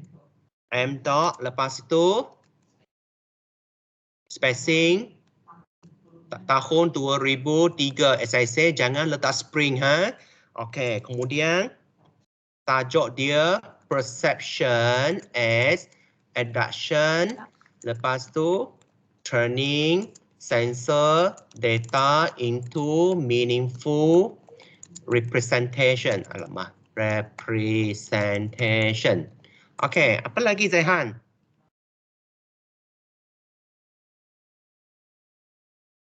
Zaihan, sila bercakap.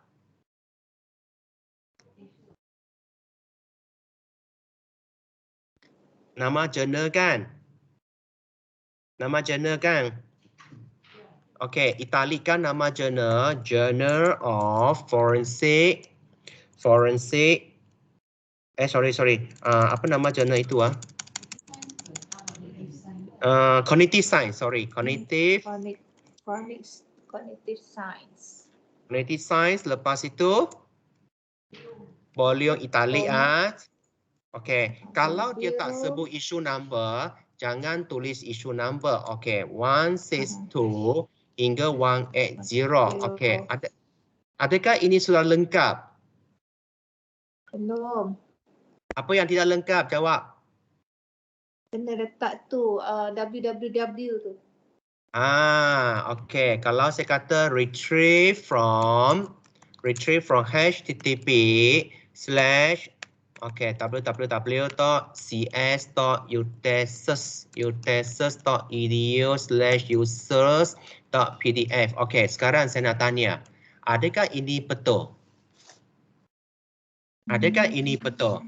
Siapa boleh jawab dapat hadiah?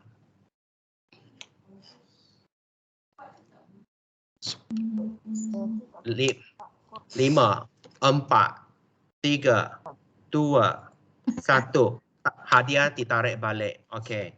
Sekarang ini salah sebab ini hanya betul untuk APA 6. Untuk APA 7 kita sudah tidak gunakan dua perkataan ini kena buang. Okey. No more retrieve from. Okey. Jadi kawan-kawan pastikan paper seterusnya jangan buat saya sakit kepala ha. No more retrieve from. Okey. Bagus. Okey, kita ada dua lagi ha. Okey. Okey, yang belum cuba nak cuba beritahu saya. Okey, reports. Okey, ini nampak report on website. Organization as Alter 1997 Sourcebook on Federal Sentencing Statistics oleh US Sentencing Commission found on December 8, 1999 melalui website ini. Okey. Macam mana sekarang? Okey, saya nampak Zaihan telah bersedia. Okey, Zaihan macam mana? Kalau tak boleh jawab, cuba KJ ya. Kalau boleh jawab, jumpa saya cukup ha. Zaihan? Tadi saya kata apa? Kalau report ini ada penulis tak sekarang? Kalau tak ada penulis, maka kita letak siapa? Bukan, kita letak organisasi. Siapa organisasi sekarang? US Sentencing Commission. Okey, diikuti tahun 1999. Adakah saya nak letak 1999 atau Disember 8? Mana satu lebih tepat? 1999 betul. Okey, kalau report macam ini kan cukup untuk anda letak 1999. Tak payah tarik pun tak apa. Okey. Dot kemudian apa lagi? Tajuk dia 1997 Sourcebook on Federal Sentencing Statistics. Okey, apa lagi? Apa lagi kelas?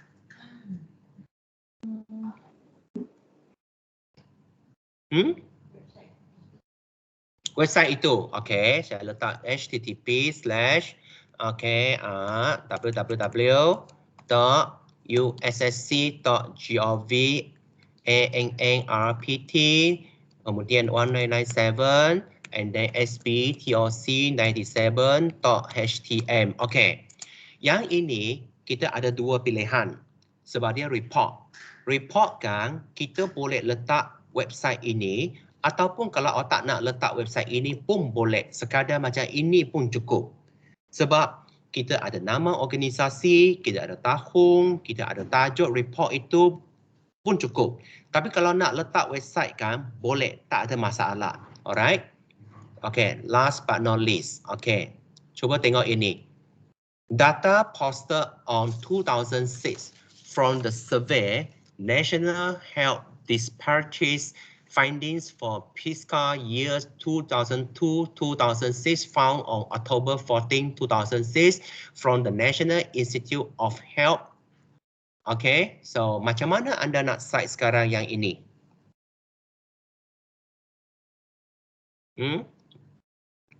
Okay, Wangi, sila cuba. Nama organisasi, okay. The National Institute of Health. Okay, lepas itu tahun 2006. Okay, apa lagi Wangi? Okay, tajuk National Health Disparities. Okay, findings for fiscal years 2002 to 2006. Okay. Ada lagi tak Wangi?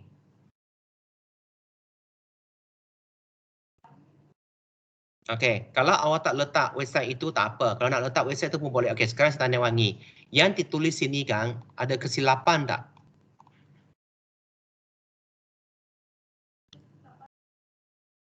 Tajuk itu kena italik. Ha? Okay. Tajuk itu kita kena italikan. Ada lagi kesilapan tak? Ini kena huruf besar. Okey, ada kesilapan lagi tak? Ada kesilapan lagi tak? Ya, kawan-kawan. Marcus ada di sana tak? Saya nampak macam Marcus ada. Marcus ada di sini tak Marcus? Tu link tu tak payah masuk Link. Boleh. HTTP tu. Link itu kalau you nak masuk boleh. Tapi sekarang kita tengok sekadar ini sahaja kan. Ada kesilapan lagi tak? Ada lagi satu bahasa yang salah. Ini dalam English kan on off itu semua kan huruf kecil. Ini kena tahu. Alright? Okay. So ini baru cara yang betul untuk kita buat citation. Nanti saya hantar soalan ini, saya hantar jawapan ini untuk semua orang. Okay. Okay. So kejap saya tengok sini. Okay. Saya boleh share dekat sini juga. Alamak. Okay. Let me share with you. Okay. Aktiviti ini jawapan ada di sini. So untuk anda sebagai rujukan saya share dah. So boleh download dari sini ya. Okay, so seterusnya, jadi sebelum kita berakhir, jadi saya ambil peluang ini kan untuk berkongsi sikit maklumat tentang jurnal JOSTEC supaya semua kawan-kawan kita alert. So kita sekarang JOSTEC dalam proses untuk call for the papers kan untuk November 2022. Masuk tahun ini kan JOSTEC sudah masuk edisi yang version yang ketiga, volume yang ketiga. Dan Journal of Social Sciences and Technical Education JOSTEC is a blind peer-reviewed international journal published and managed by Polytechnic Kuching Sarawak. Okay, so saya yang in charge dengan jurnal ini. Beginning in 2020, JOSTEC is published once a year sama ada Oktober ataupun November. Jadi tahun ini kita akan publish dalam bulan November. Okay, so kalau kawan-kawan boleh tengok dalam cover ini kan. Okey, di bawah sini ada logo-logo ini menunjukkan JOSTEC telah index by recognized body sama ada dalam negara iaitu My Journal ataupun dari luar negara JGAT, DRJI dan Neliti. Okey, bukan senang kita dapat index ini ya sebab saya ingat lagi saya kongsi ya kalau Neliti pun kan saya ambil masa yang cukup lama kan untuk mendapatkan pengiktirafan ini. JGAT I think more than a year. And then DRJI more than 1.5 year juga. My Journal pun baru-baru ini kita just dapat dia. So this year very important. kalau PKA sekarang kita tak berjaya publish untuk November 2020 tahun ini, JOSTEC kita tidak akan dapat dihantar untuk dinilai oleh My Journal.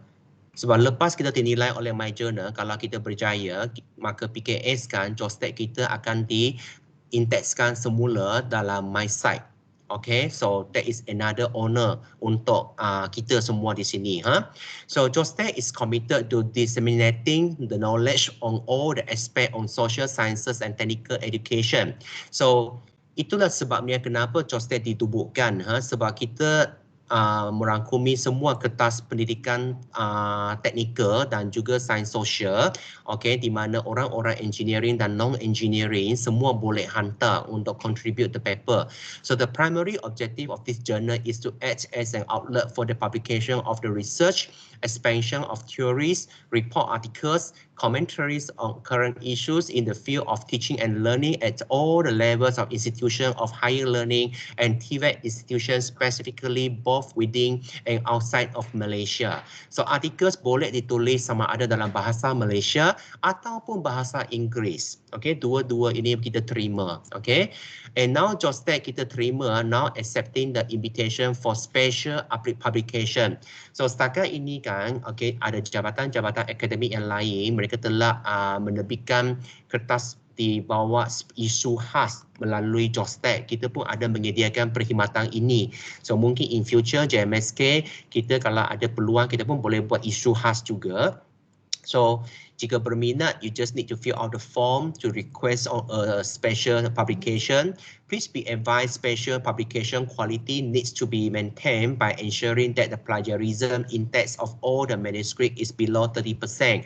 So this year, tahun yang terakhir untuk kita maintain 30%. Next year, kita akan turunkan lagi menjadi 20%. Alright? So we are calling now for the submission for November volume 2022. Jika ada kawan-kawan yang berminat untuk menghantar kertas anda, boleh emailkan ke jostec2020@gmail.com. For more information, boleh melawat laman web ini. Okay. Jadi sebelum berhenti, mungkin saya tunjukkan dulu laman web untuk JOSTEC. Takut ada kawan yang belum pernah masuk JOSTEC lagi. So bila anda search JOSTEC, awak boleh terus nampak sudah ada di sini. So JOSTEC. Jadi I think you should search from here, Google. Okay. Google sini. Okay, type saja JOSTEC. Lepas itu, sini blind peer review for JOSTEC. Klik dekat sini. Okay, ini laman web JOSTEC kita. Alright. So current paper, current issue sekarang, ini adalah isu khas yang diterbitkan oleh Jabatan Kejuruteraan Mekanikal hari itu. Ada tak banyak sebenarnya, tapi adalah paper juga 1, 2, 3, 4, 5. Ada 5 kertas di sini. And then hari itu kalau archive yang awak boleh lihat, kita ada special issue untuk Disember, November 2021 dari JKE, December 2021 dari JKM, and then special issue September 2021 dari JPA, and then ini adalah volume 2 dan ini adalah volume 1. So kalau siapa yang terbitkan nanti di sini kan, okay, volume 2 yang paling banyak, volume 3 yang banyak nanti juga. Okay, so ini semua kertas dia. You just click here, okay, then awak akan nampak kertas anda telah diterbitkan di sini dan anda boleh print out, simpan untuk tujuan kenaikan pangkat juga unexpected server response. So jangan marah saya, itu marah MOHE. Okay, akhirnya keluar juga. Okay, lepas saya marah dia. Okay, now you tengok sini. So ini yang penting. We receive August 25th, accepted in October 28th, and then we publish in October 21st, okay, 2021. Selepas tunggu setahun, okay. So ini kita akan check semua. Jadi ini sebenarnya is a very good platform for you all to publish your paper, okay. Dan kita tidak terima duit, tak ada bayaran dikenakan, tetapi akan melalui proses oleh reviewer di luar. So kalau reviewer luar semak tak ada masalah, maka kita akan hantar kepada proses yang seterusnya. Kalau ada masalah kecil, kita akan hantar kepada penulis untuk penambahbaikan sebelum kita terima. Alright. So saya rasa itu sahaja daripada saya. Sekiranya ada soalan boleh tanya saya. Ada soalan tak?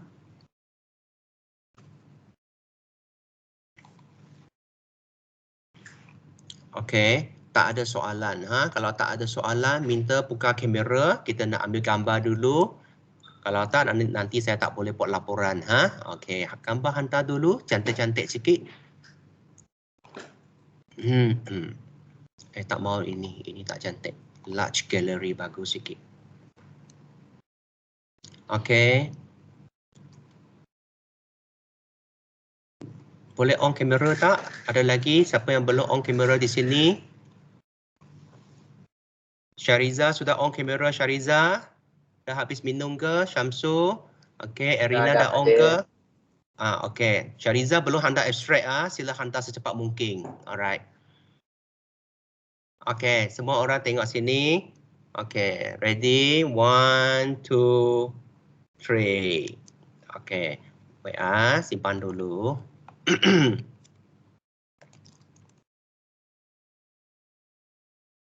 Okay, one more time. Okay, ready everyone?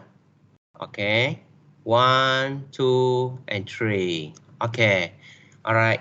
So, terima kasih sekali lagi kerana menghadiri kursus pelajar research and APA style. So, sekiranya ada apa-apa masalah berkenaan dengan APA, boleh rujuk saya dari semasa ke semasa. Okay, so saya rasa itu saja. Tapi jangan lupa nanti jangan clock out secepat mungkin clock out pada petang ini Okay. So ada apa-apa daripada Puan Aidawati sebelum kita tamat? Okey, terima kasih Dr. Ellen. Satu perkongsian yang saya rasa sangat-sangat bermanfaat. Okey, banyak sebenarnya banyak yang saya dah tertinggal bila saya dengar hari ini banyak something yang baru. Which saya rasa thankful sangat sebab kita ada somebody yang boleh refresh kita daripada time on time. So saya harap Dr. Ellen tidak berputus asa sampai kat sini. Keep on you punya orang kata passion untuk membudayakan research and innovation walaupun sangat susah, tapi ini adalah perjuangan and I really hope you tidak give up dengan kami di JMSK ini. Okay? Alright, thank you so much. I really appreciate it. Alright, thank you Dr. Ellen. Okey, terima kasih Puan. Jadi sekali lagi terima kasih atas kehadiran anda semua. Okey. So itu sahaja. Kita jumpa lagi. Terima kasih. Bye-bye. Thank you, Doktor. Terima kasih. Sama, bye-bye. Thank you, Terima Doktor. kasih.